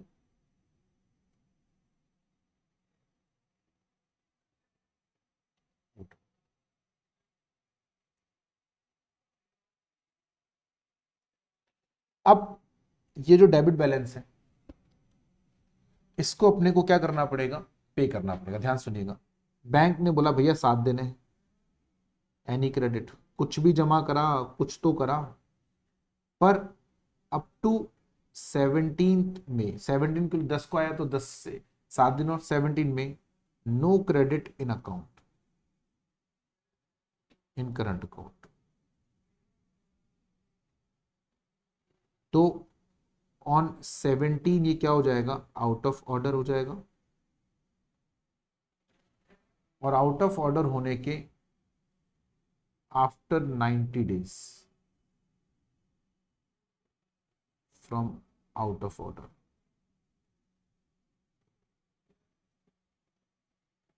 ये क्या बन जाएगा, एनपीए डिक्लेयर हो जाएगा। लेकिन अब यहां पर देखो 7 दिन के बाद तो ये आउट ऑफ ऑर्डर हुआ है, अभी भी 90 दिन बाद एनपीए बनेगा ना, तो आप 90 दिन में कुछ जमा करा देते, क्लियर कर देते, तो क्या आप एनपीए नहीं बनते, नहीं। और मैंने जैसा आखिरी लेक्चर में बताया था, एनपीए बनते ही आप जाओगे सब स्टैंडर्ड में, एनपीए बनते सब स्टैंडर्ड में जाओगे तो सब, ध्यान सुनना मेरी बात, एनपीए बनते ही आप जाओगे सब स्टैंडर्ड में। अभी सब स्टैंडर्ड जो है, उस सब स्टैंडर्ड में आने के बाद 1 साल तक आप वहीं रहोगे, 1 साल बाद जाओगे आप डाउटफुल में। इस 1 साल के दौरान आपको लोन नहीं मिलेगा कहीं से भी, किसी भी बैंक से, आपकी क्रेडिट जो है मार्केट में साख खत्म, बिल्कुल खत्म। इसलिए हमने क्या बोला कि आपके पास 7 दिन तो ये वाले थे, 7 दिन के बाद 90 दिन और थे ना, 90 दिन में जमा करा लेते भाई, 90 दिन में भी जमा करा देते तो भी आपको फायदा मिल जाता है ना। तो लेकिन 90 दिन में भी नहीं हुआ ना, तो उसके बाद ये अकाउंट एनपी बन जाएगा। ठीक है, क्लियर हो गया, इसमें कोई दिक्कत नहीं, बिल्कुल आसान है। इस देखो, अब देखो यहां उन्होंने तो क्या करा, उन्होंने आउट ऑफ ऑर्डर लिख के छोड़ दिया और लिख दिया ओवरड्राफ्ट। अभी कैश क्रेडिट का तो मैं आपको बताऊंगा, ओडी, इसको ओवरड्राफ्ट को शॉर्ट में क्या बोलते हैं, ओडी। बैंक में जाओगे ना तो बैंक वाले इसको ओडी लिमिट, ओडी लिमिट बोलते हैं, ये ओडी लिमिट यही वाला होता है। ठीक है, अब अपन बात करेंगे कैश क्रेडिट की, कैश क्रेडिट वाले में आप किस तरीके से अकाउंट को एनपीए बनाओगे।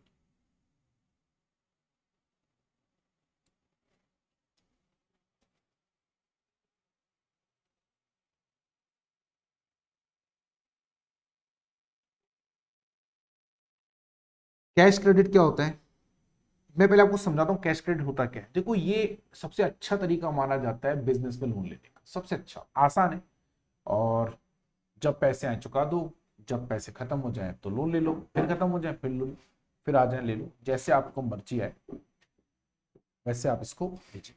कैश क्रेडिट के अंदर होता क्या है, कैश क्रेडिट के अंदर जैसे ही आपने लोन लिया, जैसे आप बैंक में जाओ तो पहले पूरा प्रोसेस समझो। बैंक साल, हर साल के लिए अलग अलग होता है। ईयर के बिगिनिंग में कैश क्रेडिट लिमिट सैंक्शन करेगा। मान लेते हैं एक बार ये 1 करोड़ कर दिया, ये उदाहरण है फॉर 2023-24। इसका मतलब है कि आप पूरे साल में 1 करोड़ का कैश क्रेडिट ले सकते हो, पूरे साल में 1 करोड़ का लेकिन इसका मतलब ये नहीं है कि आप 1 करोड़ को, आपको 1 करोड़ लेना ही पड़ेगा। 1 करोड़ आप ले सकते हो, लेना है नहीं लेना है, कितना लेना है ये आपकी इच्छा, और जो भी आपको लेना है उस पर ब्याज कितना देना है वो भी आपकी इच्छा। ठीक है, नहीं, ब्याज की रेट तो बैंक ही डिसाइड करेगा, कितना देना है, मतलब जितना यूज करोगे उतने पे देना है, पूरे 1 करोड़ पे नहीं देना। ये हो गई सैंक्शन लिमिट, ठीक है ना, इसको बोलते हैं कैश क्रेडिट लिमिट सैंक्शन या सैंक्शन लिमिट। अभी ध्यान रखना, जो जो मैं बोल रहा हूं, जो शब्द मैं बोल रहा हूं वो याद रखना, सैंक्शन लिमिट। अब एक होती है ड्राइंग लिमिट या ड्राइंग पावर, हिंदी में से क्या बोलते हैं, आहरण शक्ति। इसका मतलब क्या है, बैंक बोला भैया लोन देने के लिए कुछ गिरवी तो रखना पड़ेगा ना। Now bank calculate drawing limit, drawing power limit, इसको शॉर्ट में क्या बोलते हैं, DP limit, drawing power limit, short में बोलते हैं डीपी लिमिट, एवरी मंथ, ठीक है, on basis of stock statement of previous month.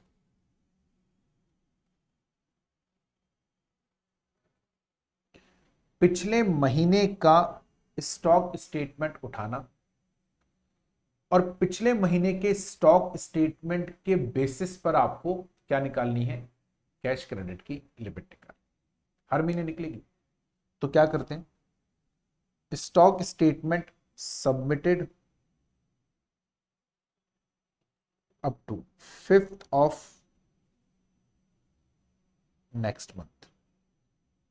जैसे अप्रैल में आप स्टॉक स्टेटमेंट दोगे मार्च का, ये तो है जो हमारा मंथ चल रहा है, ये स्टॉक स्टेटमेंट मंथ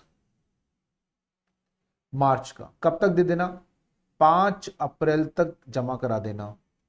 मार्च के लिए डीपी लिमिट, जिस महीने के लिए डीपी लिमिट निकालनी है, डीपी लिमिट मंथ, तो आप डीपी लिमिट कब के लिए निकाल रहे हो, मार्च अप्रैल के लिए, तो अप्रैल के लिए स्टॉक स्टेटमेंट किसका लगेगा, मार्च का। भी अप्रैल के लिए निकाल रहे हो तो अप्रैल का कैसे लगेगा, अप्रैल के लिए निकाल रहे हो मतलब कि अप्रैल में आप कितना लोन ले सकते हो बैंक से, 1 करोड़ से ज्यादा तो नहीं लोगे, लेकिन 1 करोड़ में से इस महीने कितना ले सकते हो, तो अप्रैल के लिए निकाल रहे स्टॉक स्टेटमेंट मार्च का। अब सामान्य तौर पे स्टॉक स्टेटमेंट 5 तारीख तक जमा हो जाना चाहिए, अब वरना तो फिर पूरा महीना ही खत्म हो जाएगा, तो जमा करा के क्या करोगे।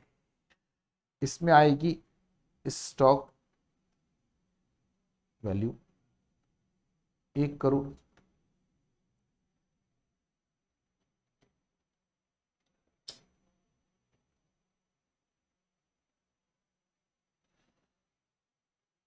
ठीक है, नहीं नहीं स्टॉक वैल्यू कम करते पर ज्यादा हो गई, कर दो, मान लीजिए आ गई 15 लाख। अब डीपी लिमिट निकालते हैं, जनरली डीपी लिमिट बैंक लेता है 80%, क्योंकि देखिए ना स्टॉक में मार्जिन रखना रहता है ना। मार्जिन क्यों रखना रहेगा, मार्जिन इसलिए रखना रहेगा क्योंकि स्टॉक का वैल्यू कम ज्यादा होता है। तो 15 लाख का मान लो स्टॉक वैल्यू 80% है, तो 12 लाख। इसका मतलब है पूरे महीने में आप 12 लाख रुपए तक का लोन ले सकते हो, 12 लाख से ज्यादा का लोन आप नहीं लोगे, ठीक है, मैक्सिमम 12 लाख का।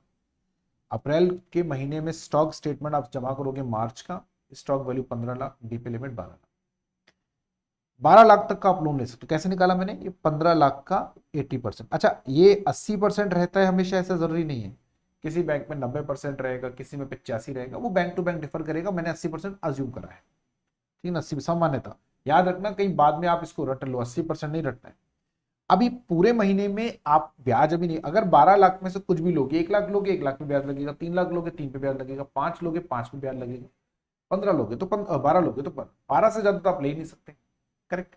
अभी आपने मान लो 12 लाख रुपए में से 4 लाख ले लिए, तो जिस दिन 4 लाख लोगे ना उस दिन से ब्याज चालू, ठीक है।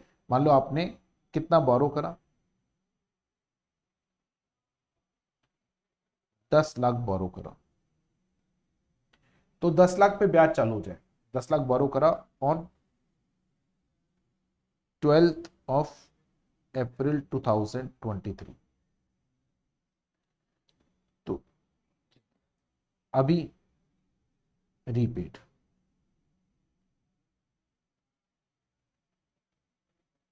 10 लाख का लोन लिया आपने 12 अप्रैल को, आपने इसमें रीपे कितना कर दिया, मान लीजिए आपने रीपे करा 5 लाख रीपे करा, क्यों, कैश क्रेडिट में क्या होता है, बैंक कहता है आपने, अच्छा आसान है लेना, आपने ऐप में होती है आजकल, तो ऐप में जाओ, वहां जाके लिखना बोरोड अमाउंट, अच्छा उसमें सब अपडेटेड आ रहा होगा, आपने 5 तारीख तक स्टॉक एक्सचेंज में जमा कराया, आपको अपनी ऐप में लॉगिन करोगे, एप्लीकेशन जो बैंक उसमें देखो तो आपको दिखेगा डीपी लिमिट 15 लाख, 12 लाख, 12 लाख, 12 लाख ऐसे दिखेगा। आपने उसमें 10 ले लिया, आपकी डीपी लिमिट कितनी बच गई, 2 लाख और बच गई, इस महीने 2 लाख और ले सकते हो। उसमें ऑप्शन होता है बोरो, तो जैसे ही आपने क्लिक करा बोरो, तो अमाउंट डालो, दिखा रहा है वो 12 लाख से ज्यादा नहीं ले सकते बोरो, है ना, उसमें डाला आपने 10 लाख, क्लिक करा, इमीडिएटली आपके करंट अकाउंट में 10 लाख रुपए, विद इन फ्यू सेकेंड्स आपके अकाउंट में 12 लाख रुपए, 10 लाख रुपए आ जाए। अब आपके पास कहीं से पेमेंट आ गया 5 लाख का, आपने कहा जमा करा देते हैं, कोई दिक्कत नहीं, करंट अकाउंट में पड़ा है, जाओ ऐप में लॉगिन करो, रीपे कैश क्रेडिट क्लिक करो, अमाउंट डालो, आपका जो 5 लाख वापस हो गया। अब 5 लाख आपने वापस कर दिया मान लीजिए 18 अप्रैल को, तो 18 अप्रैल तक अब आपका देखो क्या होगा, 12 से लेके 17 अप्रैल तक का ब्याज लगेगा 10 लाख पे, 18 तारीख से ब्याज लगेगा 5 लाख, 18 तारीख से ब्याज लगेगा 5 लाख, ठीक है, कितना आसान काम है ना। लेकिन अब सवाल है, ये तो हमने बताया चलता कैसे, अगले महीने फिर क्या होगा,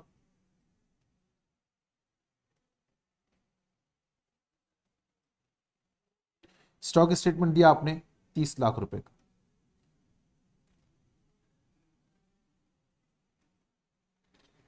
24 लाख रुपए आएगी डीपी लिमिट, लेकिन 24 लाख कैसा है, पर आप समझो 24 में से कितना आपने ऑलरेडी ले रखा है, 10 लाख, क्यों ये क्यों लेस करा, ये तो मई का था ना, अप्रैल वाला लेस क्यों करा, अरे स्टॉक जो होता है ना बेटा वो एज ऑन होता है, स्टॉक ऐसे नहीं, तो अप्रैल का स्टॉक, मई का स्टॉक, अगर आपने अप्रैल का स्टॉक, जैसे आपने मार्च का स्टॉक स्टेटमेंट दिया, 31 मार्च का जो स्टॉक था, 31 मार्च का स्टॉक जो था उस वो था 15 लाख का, तो जो 30 अप्रैल का स्टॉक है वो 30 अप्रैल का नहीं है, वो 30 अप्रैल तक का स्टॉक है, ठीक है, 31 मार्च को स्टॉक था 15 लाख, तो ये 31 मार्च का स्टॉक मार्च का नहीं, 31 मार्च तक का है, 30 अप्रैल को स्टॉक था 30 लाख, तो ये 30 अप्रैल का जो स्टॉक है ये अप्रैल का नहीं है, ये अप्रैल तक का है, 30 अप्रैल तक का, ठीक है, समझ गए आप मेरी बात, ये 30 अप्रैल तक का स्टॉक है,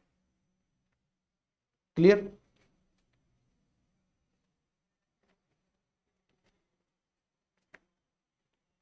ये 30 अप्रैल तक का स्टॉक है,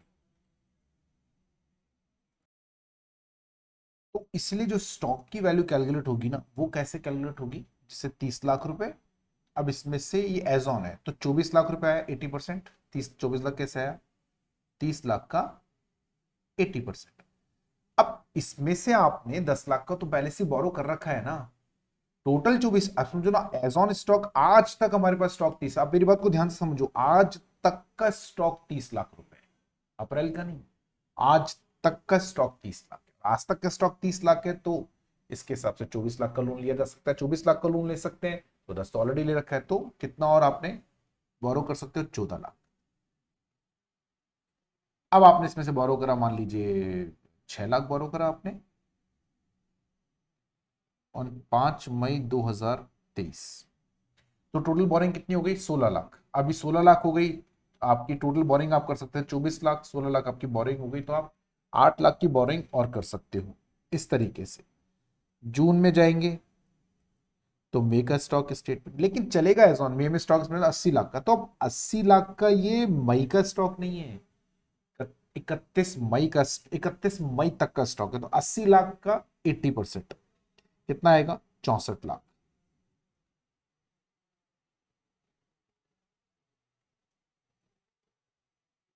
80 लाख का 80%, कितना इसमें से हमने ले लिया, 16 लाख ले लिया, तो कितना और ले सकते हो, 48, आए बस सब। अब आप कहेंगे सर इसमें एनपीए कैसे बताए, वो मैं आपको बताऊंगा, अभी एनपीए बताना तो मैंने आपको बताया ही नहीं, ये तो मैंने आपको बताया कैश क्रेडिट काम कैसे करता है, अब एनपीए कैसे बनता है वो देखो, एनपीए बनने के कैश क्रेडिट में कई सारे तरीके हैं, इन्होंने तो क्या लिखा देखो मैं आपको बताता हूं, यहाँ पे ये जो लिखा है ना 1, 2 और 3, ये तीनों कैश क्रेडिट वाले के लिए लिखे हैं, ये ओवरड्राफ्ट, ये अवेलेबल मतलब आउट ऑफ ऑर्डर, इन्होंने नीचे आउट ऑफ ऑर्डर का मतलब बताया। आउट ऑफ ऑर्डर का मतलब ओवरड्राफ्ट में अलग होता है, कैश क्रेडिट में अलग होता है। कैश क्रेडिट में कोई भी अकाउंट एनपी बनता है आउट ऑफ ऑर्डर होने के बाद, लेकिन कैश क्रेडिट के आउट ऑफ ऑर्डर होने के 3 तरीके हैं। पहला, बकाया राशि स्वीकृत सीमा या आहरण शक्ति से अधिक बनी हुई है। यह मैं आपको भी आगे बताऊंगा दूसरे एग्जाम्पल में। ऐसे मामले में जहां मूल परिचालन खाते में बकाया राशि स्वीकृत आहरण शक्ति से कम है लेकिन तुलन पत्र की तारीख तक 90 दिनों तक कोई क्रेडिट नहीं है।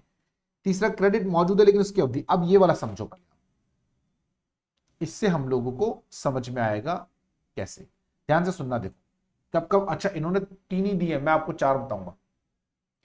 जैसे ही आपने बोरो करा, मान लीजिए मैं यहां से रीपे हटा देता हूं, ये वाला हटा देता हूं। अगर आप रीपे करोगे तो आपका ये अमाउंट भर जाएगा, यानी अगर आपने 10 में से 5 रीपे करा तो यहां 10 की जगह हम कितना लेस कर दे, 5 लाख की लेस कर दे। ठीक है, चलिए अब देखो, जैसे ही आपने बैंक से बोरो करा, बैंक आपको देगा एक टाइम। बैंक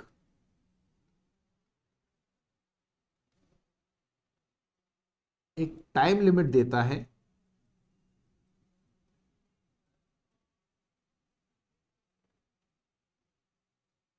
इस पर अकाउंट में कुछ भी अमाउंट क्रेडिट पे, जैसे ओवरड्राफ्ट में नहीं था, अमाउंट क्रेडिट करने के लिए, जो, या ऐसे लिखो इसमें, ध्यान से सुनना अच्छे से, जिसमें इस बोरोड अमाउंट, बोरोड का मतलब होता है जो आपने ऋण लिया, बोरोड अमाउंट पर ब्याज के बराबर हो। ठीक है, क्या बोल रहे हैं, आपने 10 लाख दिए 12 तारीख को, बैंक बोलता है कि भैया इस महीने का तेरा ब्याज लगेगा कितने दिन का, 19 दिन का। 12 से काउंट करेंगे ना, 12 को लिया तो बैंक तो ये मान रहा है कि आप अभी कुछ नहीं चुकाओगे, तो बैंक बोलता है भैया आप जो है हमें 19 दिन का जो ब्याज, मान लो 12 लाख के ऊपर 10 लाख के ऊपर ब्याज का रेट है 10%, तो 10 लाख पे 10% की रेट से 19 दिन का ब्याज निकाल लो। ठीक है, 10 लाख के ऊपर 10% की रेट से 19 दिन का ब्याज जो भी आएगा, मान लीजिए आ गया 1,500, तो बैंक कहता है भैया तू 1,500 जमा करा दे। ठीक है ना, एक टाइम लिमिट देगा, 7 दिन में, 5 दिन में 1,500 जमा करा दे उदाहरण के तौर पे। अब वो अप्रैल का ब्याज, मई में क्या होगा, मई में फिर आपको 1 तारीख को बोलेगा भैया कम से कम 4 दिनों के अंदर अंदर, थोड़ा मुश्किल है, ध्यान से समझना, ध्यान से सुनोगे तो ही समझ में आएगा। पहले मैं अप्रैल में जो लोन लिया उसकी बात करूंगा। हर महीने का ब्याज लेता जाएगा बैंक आपसे एडवांस में। तो 12 को आपने लोन लिया, 12 तारीख को बैंक ने बोला भैया देख तेरे पास 3 दिन है, 15 तारीख तक, 15 तारीख तक तू हमें क्या कर दे, ब्याज जमा करा दे 1 महीने का। 1 महीने का मतलब ये 19 दिन का, 12 को लिया ना, तो 12 से लेके 30 अप्रैल तक 19 दिन का। आपने अगर 15 तारीख तक या जो भी टाइम बैंक ने दिया उसमें जमा करा दिया ब्याज, एडवांस लेता है ब्याज। हाँ, बैंक कहता है ब्याज एडवांस दे दो भैया, ब्याज पहले देना पड़ेगा, 1 महीने का तो मांग रहे हैं, यहाँ तो 19 दिन का ही मांग रहे हैं। ऐसे फिर क्या करेगा, मान लो आपने इस 10 लाख को अप्रैल में भी नहीं चुकाया, कोई दिक्कत नहीं है, चुकाना तो है लेकिन अभी नहीं चुकाया। 1 मई को बैंक बोलेगा 5 दिन दे रहे हैं तेरे को भाई, 5 तारीख तक तू हमें इस 10 लाख पर 1 महीने का ब्याज दे दे, अगले 1 महीने का, है ना। फिर ऐसे जून में करेगा, 5 दिन का टाइम देगा, 1 लाख पे सॉरी 10 लाख पे 1 महीने का ब्याज दे दे। ठीक है। अच्छा, अगर मान लो आपने अप्रैल में, मई में आपने 5 तारीख को 6 लाख का लोन और ले लिया, तो उस 10 लाख पे तो ब्याज मांग ही रहा है ना, 1 महीने का। 5 तारीख को आपने 6 लाख का लोन लिया, बोलेगा बैंक भैया 5-6 लाख के ऊपर 25 दिन का ब्याज दे दे। 10 लाख पे तो लेगा पूरे महीने का क्योंकि वो आपने चुकाया नहीं, 6 लाख पर आपसे 25 दिन का ब्याज मांगेगा। जून में क्या करेगा, 1 जून को आपसे पूरे 16 लाख पे 1 महीने का मांगेगा, 16 लाख पर 1 महीने का। जुलाई में 16 लाख पे 1 महीने का, चुका दोगे तो कम कर देगा। मान लो आपने 10 लाख का लोन लिया 12 तारीख को और आपने 19 दिन का ब्याज दे दिया, और आपने 10 दिन बाद ही आपने उन 10 में से 6 लाख रुपए चुका दिए, ब्याज तो आप 10 लाख का दे चुके। घबराने की बात नहीं, बैंक जो भी इंटरेस्ट होगा वो आपको वापस कर देगा, बचा हुआ, वो कोई चिंता की बात नहीं। तो बैंक एक टाइम लिमिट देता है जिसमें इस बोरोड अमाउंट पर ब्याज के बराबर, ठीक है ना, अमाउंट पर ब्याज के बराबर हो, ब्याज के बराबर राशि जमा करानी होती है।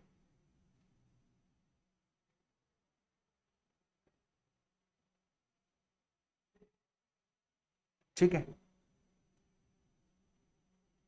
यदि उस सीमा में यह राशि जमा नहीं करवाई गई तो अकाउंट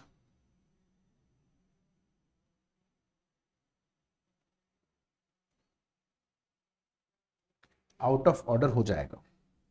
ठीक है, अकाउंट क्या हो जाएगा? Out of order. ये बात समझ में आ गई? अकाउंट हो जाएगा आउट ऑफ ऑर्डर।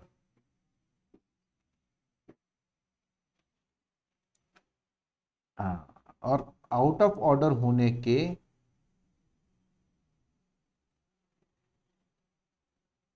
90 दिनों के बाद क्या बन जाएगा? एनपीए बन जाएगा। सिंपल। आउट ऑफ ऑर्डर होने के 90 दिनों के बाद एनपीए बन जाएगा। यहां तक कोई डाउट अगर है तो बता दो। आउट ऑफ ऑर्डर होने के 90 दिनों के बाद एनपीए बन जाएगा। यहां तक कोई डाउट है तो? नहीं। ये तो पहला तरीका है कैश क्रेडिट को एनपीए बनाने का। पहला तरीका, एक तरीका। अभी तो बहुत सारे तरीके हैं, एसी से नहीं बनता है। तो टाइम लिमिट बैंक देता है। मैंने आपको उदाहरण से समझाया ना कि जैसे मान लो 5 दिन का टाइम है, तो बैंक ने 12 तारीख को लोन लिया, 17 तारीख तक का टाइम दे दिया आपको, भैया 17 तारीख तक इस पे 19 दिन का ब्याज जमा करा दे। 17 तारीख तक 19 दिन का ब्याज जमा कराया, 17 तारीख तक नहीं जमा कराया, out of order. Out of order होने के 90 दिन बाद एनपी। अगले महीने थोड़ी देर के लिए मई में आपने अमाउंट उधार लिया, उसको भूल जाओ। मई में 1 मई को बोलेगा 5 दिन का टाइम है भैया, इस 10 लाख पे 1 महीने का ब्याज दे दे। 5 तारीख तक दे दिया तो ठीक, वरना आउट ऑफ ऑर्डर बना देगा। मान लो आपने दे दिया 19 दिन का, वो दे दिया, और 4 तारीख को आपने 10 लाख पे ब्याज दे दिया, 5 को आपने 6 लाख और ले लिए, बैंक फिर 5 दिन देगा, बोले भैया 25 दिन का ब्याज जमा करा दे। ये तो 5 तारीख को लिया ना, 25 क्या कर 26 दिन का, 26 6 लाख के ऊपर 26 दिन का ब्याज जमा करा दो। 1 जून को आपसे पूरे 16 लाख मांग लेगा। ये सिलसिला ऐसे चलता रहेगा, आप कुछ चुका दोगे कर देगा उसे। तो एक तरीका एनपीए बनने का ये होता है, लेकिन क्या और भी तरीके हैं? हाँ, और भी तरीके हैं एनपीए बनने के कैश क्रेडिट में ही। क्या तरीके होते हैं? दूसरा तरीका देखो, ये हो गया रूल नंबर 1 एनपीए बनाने का। कैश क्रेडिट में एनपीए बनाने का रूल नंबर 1।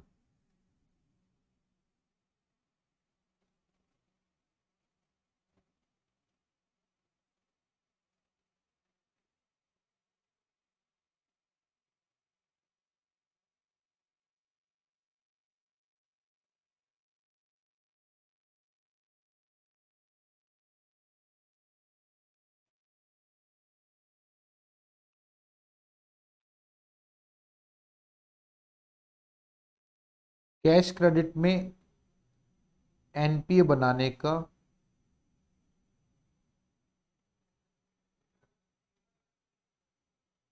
Rule number 2।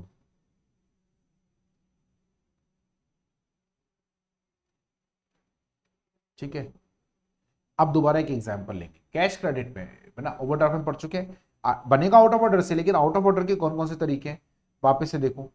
कई बार ऐसा होता है, मैं इस पूरे को कॉपी करता हूं नीचे, है ना, इस पूरे को अपन उठाते हैं और दोबारा से अपन इसको लिखेंगे, अमाउंट चेंज कर देंगे बस, है ना।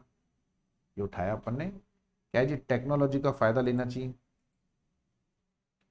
और ये हो गया पेस्ट। ठीक है, अब देखो यहां थोड़ा सा अपन इसको चेंज कर देते हैं। कहां से? यहां से। मैंने स्टॉक को बढ़ाया, स्टॉक कम भी तो हो सकता है। आपने टोटल अब तक 16 लाख बोरो कर ली, यहां पे मैं लिख देता हूं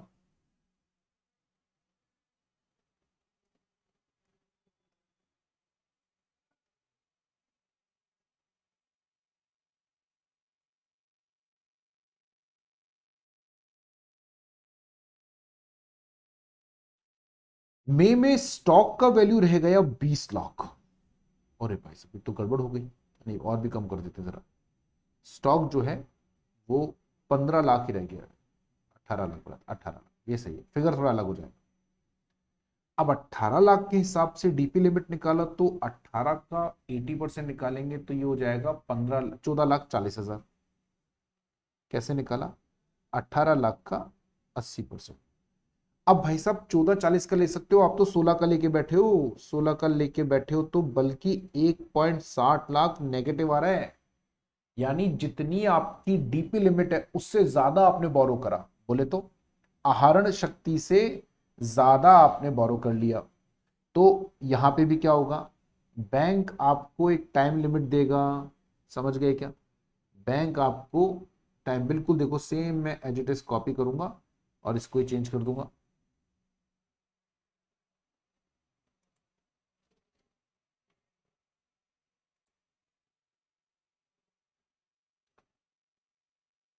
जिसमें आपको यह राशि जमा करवानी होगी, जिसमें आपको यह राशि जमा करवानी होगी। ठीक है, यदि ये सीमा राशि जमा नहीं कराई तो अकाउंट आउट ऑफ ऑर्डर हो जाएगा। तो बैंक ने बोला भैया 5, आपने स्टॉक स्टेटमेंट दिया मान लो 4 तारीख को, बैंक ने 4 को कैलकुलेट करा होगा, 18 लाख उसमें वैल्यू था तो निकाला बैंक ने, तो उसने बोला 5 दिन है भैया, 9 तारीख तक पैसे जमा करा दो, वरना क्या बना देंगे, out of order. Out of order बनते ही 90 दिन बाद एनपी। अब देखो मैं आपको ये दोनों नियम दिखाता हूं यहाँ पे। अच्छा यहाँ पे मैं सही भी कर दूं, कैश क्रेडिट को आउट ऑफ ऑर्डर माना जाना चाहिए यदि बकाया राशि स्वीकृत सीमा या आहरण शक्ति से अधिक है। देखो अब ये पढ़ा ना, बकाया राशि, बकाया राशि कितनी, 16 लाख। आहरण सीमा कितनी थी, 16 क्या नाम है, आहरण वो 15.80 आई थी ना, कितनी आई थी, 14.40, सॉरी 14.40, 14.40 थी ना।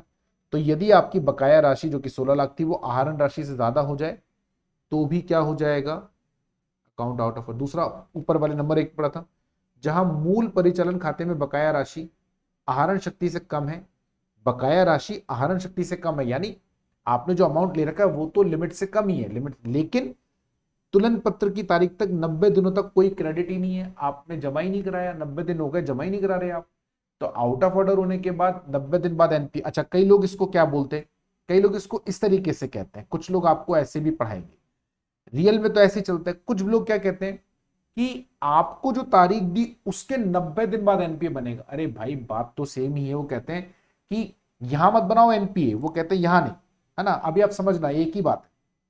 वो कहते हैं 90 समय सीमा तक जमा नहीं कराया, उसके बाद आउट ऑफ ऑर्डर, उसके आउट ऑफ ऑर्डर के 90 दिन बाद एनपीए बनेगा। वो ऐसे लिखते हैं कि बोले भैया 90 दिन बाद एनपीए बन, आउट ऑफ ऑर्डर बनेगा, तो और आउट ऑफ ऑर्डर बनते ही एनपीए बन जाएगा। मेरी बात को समझो जरा ध्यान से, मैं क्या बोल रहा हूं, बैंक ने टाइम दिया 5 दिन का, है ना, यहाँ पे हमने ये तो लिया था कि 12 अप्रैल के बाद 5 दिन, यानी 17 अप्रैल तक आपको जमा कराना है, नहीं कराया तो क्या बन जाएगा, आउट ऑफ ऑर्डर। और आउट ऑफ ऑर्डर बनने के 90 दिन बाद क्या बनेगा, एनपी। ये कहते हैं कि 12 तारीख का है, आपको 5 दिन दिए, 17 तारीख, 17 तारीख तक जमा नहीं कराया तो 17 तारीख के 90 दिन बाद ये क्या बनेगा, आउट ऑफ ऑर्डर, और उसी दिन एनपीए बन जाएगा। दोनों में फर्क क्या है? 17 को मैं आउट ऑफ ऑर्डर बनाऊं, 90 दिन बाद एनपीए बनाऊं, 17 के 90 दिन बाद में आउट ऑफ ऑर्डर बनाऊं और हाथ के एनपीए बना दूं, दोनों में एक ही चीज आएगी, कोई फर्क नहीं पड़ेगा, इसलिए चिंता नहीं करना। तो वो कह रहा है कि जहां या तो आपका जो आउटस्टैंडिंग अमाउंट है वो आहरण शक्ति से ज्यादा है, केस नंबर 2, ये हमारा केस नंबर 2 है, केस नंबर 2, या जहां पे आपने जो अमाउंट आउटस्टैंडिंग है वो आहरण शक्ति से कम है, यानी जितना आपकी लिमिट है उससे कम है, अच्छी बात है, लेकिन उसमें 90 दिनों तक आपने कुछ भी जमा नहीं कराया। या फिर केस नंबर 1 ही है ये वाला, ये एक ही केस है, और जो अमाउंट आपने जमा कराया वो ब्याज को कवर करने में पर्याप्त नहीं है, ये केस एक ही है। या डेबिट किया गया ब्याज को कवर करने के लिए पर्याप्त नहीं है, तो भी खाता, ये हमारा हो गया केस नंबर 1। अच्छा केस नंबर 1 में चलते हैं। क्या बोला हमने, बैंक एक टाइम लिमिट देता है जिसमें बोरोड अमाउंट पर, बोरोड अमाउंट है बेटा, ये अमाउंट लिखा ही है ना, पर ब्याज के बराबर राशि जमा करानी, यदि ये सीमा में राशि जमा नहीं कराई गई, या कम कराई गई, कम जमा कराई, या तो जमा नहीं कराई या तो जमा कम कराई, जितनी करानी थी उससे भी जमा कम जमा कराई, तो अकाउंट आउट ऑफ ऑर्डर जाएगा 90 दिन बाद। ये कहते हैं 90 दिन बाद आउट ऑफ ऑर्डर मानना और हाथ के एनपीए मान लेना, आपकी इच्छा है, जैसे करना हो वैसे कर लेना, कोई फर्क नहीं पड़ता। ठीक है, समझ में आगे केस नंबर 1 और केस नंबर 2। अभी एक केस और बाकी है, तीसरे नंबर का केस है। ये गधे हैं, इन्होंने लिखा ही नहीं लिखा है, नीचे लिखा है। ठीक है, तो देखो हमने क्या पढ़ लिया, हमने टर्म लोन पढ़ लिया, हमने ओवरड्राफ्ट पढ़ लिया, हमने कैश क्रेडिट पढ़ा। कैश क्रेडिट में तीसरा केस है अभी, ठीक है ना। तीसरा केस कहाँ है, इन्होंने नीचे लिखा होगा, कहीं लिखा तो होगा।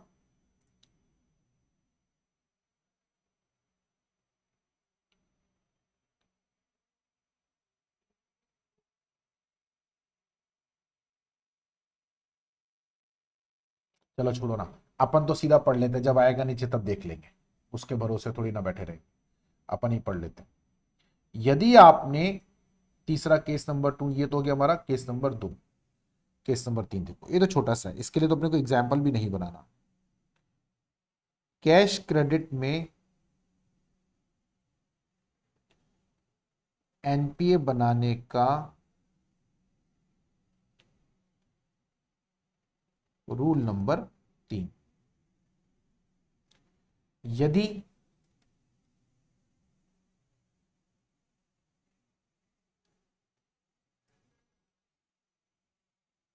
यदि लगातार 3 माह तक स्टॉक स्टेटमेंट नहीं आता तो 3 माह पुराना स्टॉक स्टेटमेंट एक्सेप्ट नहीं किया जाता। यानी यदि मान लीजिए किन्हीं कारण से आपने जैसे अप्रैल में मार्च का स्टॉक स्टेटमेंट दे दिया, हाँ वो तो देना ही था, मई में देना था अप्रैल का लेकिन आपने नहीं, जून में देना था मई का आपने नहीं दिया, जुलाई में आपको देना था जून का लेकिन आपने नहीं दिया। अभी देखो अप्रैल में देना था मार्च का दे दिया, मई में देना था अप्रैल का नहीं दिया, तो कोई बात नहीं, हम क्या करेंगे, हम स्टॉक का वैल्यू उतना ही मान लेंगे जितना पहले था। जैसे आपने मई में स्टॉक स्टेटमेंट देना था, अप्रैल का आपने नहीं दिया, तो हम 15 लाख ही मान लेंगे, 15 के हिसाब से 12 लाख आएगा, 12 में से 10 आपने ले रखा है, 2 और लिख सकते हो। जून में भी आपने मई का नहीं दिया, हम वही 15 मान लेंगे, 15 के हिसाब से आपको जो है 12 लाख मिलता, 12 में से आपने जो है 10 ले लिया पहले, यहाँ पे भी आपने 1 लाख ले लिया होगा, 11 ले लिया। लेकिन अगर जून के बाद भी नहीं दिया तो एवं स्टॉक का वैल्यू 0 माना जाएगा, स्टॉक का वैल्यू 0 माना जाएगा।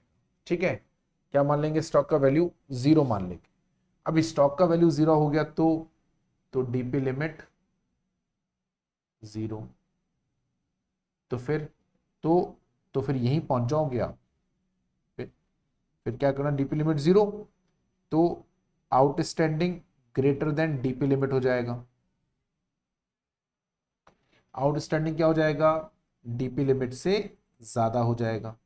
अभी आउटस्टैंडिंग अगर डीपी लिमिट से ज्यादा हो गया तो फिर ये वाला हो गई ना, जब स्टॉक को 0 मान लिया तो 0 मान लूंगा तो डीपी लिमिट भी 0, डीपी लिमिट 0, तो फिर उस लिमिट से ज्यादा बोरो करोगे तो वो नेगेटिव। ठीक है, ये आपको ध्यान में रखना है। इस तरीके से हमारा कैश क्रेडिट क्या बनता है बेटा, एनपीए बनता है। अब हमने नियम पढ़े, किस किस के हमने पढ़े, मैंने कहा था ना इन्होंने बहुत होच पोच करके दे दिया, आसान भाषा में देते तो आपको इतनी दिक्कत नहीं होती। चलो कोई बात नहीं, तो अपन ने टर्म लोन पढ़ लिया, अपन ने ओवरड्राफ्ट पढ़ लिया और अपन ने कैश क्रेडिट पढ़ा है। अभी और भी बाकी है क्या, हाँ अभी तो बहुत सारे बाकी हैं भाई। अभी तो देखो बिल डिस्काउंटिंग बाकी है, तीसरा है ना, चौथा सॉरी बिल डिस्काउंटिंग, फिर एग्रीकल्चर लोन बाकी है। ये 5 पढ़ने अपने को, 5 तरह के लोन होते हैं, term loan, overdraft, cash credit. इसके बाद जो चौथे नंबर का अपन पढ़ेंगे ना, वो चौथे नंबर का कौन सा होगा, चौथे नंबर का होगा बिल डिस्काउंटिंग। फिर उसके बाद में आपको पढ़ाऊंगा मैं कौन सा वाला, उसके बाद पढ़ाऊंगा आपको मैं एग्रीकल्चर एडवांसेस। तो एग्रीकल्चर लोन के बारे में पढ़ेंगे, ठीक है, थोड़ा टाइम लगेगा, टेक्निकल चैप्टर है, पहले ही मैंने आपको कहा था। इस चैप्टर में वैसे भी समय लगता है और वैसे भी टेक्निकल है, समझने वाला चैप्टर है। अच्छा, जितना मैं आपको एग्जाम्पल समझा रहा हूं उतना, ये जो किताब में लिखा हुआ है ना, ये मैं आपको बोलूं तो पढ़ना, जैसे इन्होंने ये दिया, ये भी तुमको उदाहरण पढ़ने का है तो पढ़ो, कोई जरूरत नहीं है उल्टा कंफ्यूजन में चले जाओगे। तो पढ़ना है पढ़ो, जब तक मैं ना बोलूं तब तक मत पढ़ना, ठीक। अब जैसे देखो इन्होंने प्रोविजन वाला बीच में डाल दिया, अरे अभी यहाँ नहीं डालना था भाई, ये बिल्कुल एंड में पढ़ते हैं, पहले पढ़ तो लें पूरा। तो मैं बताऊंगा वैसे वैसे चलना, ठीक है। तो आज के लेक्चर के लिए इतना ही करेंगे बेटा, अगले लेक्चर में और बात करेंगे। Thank you.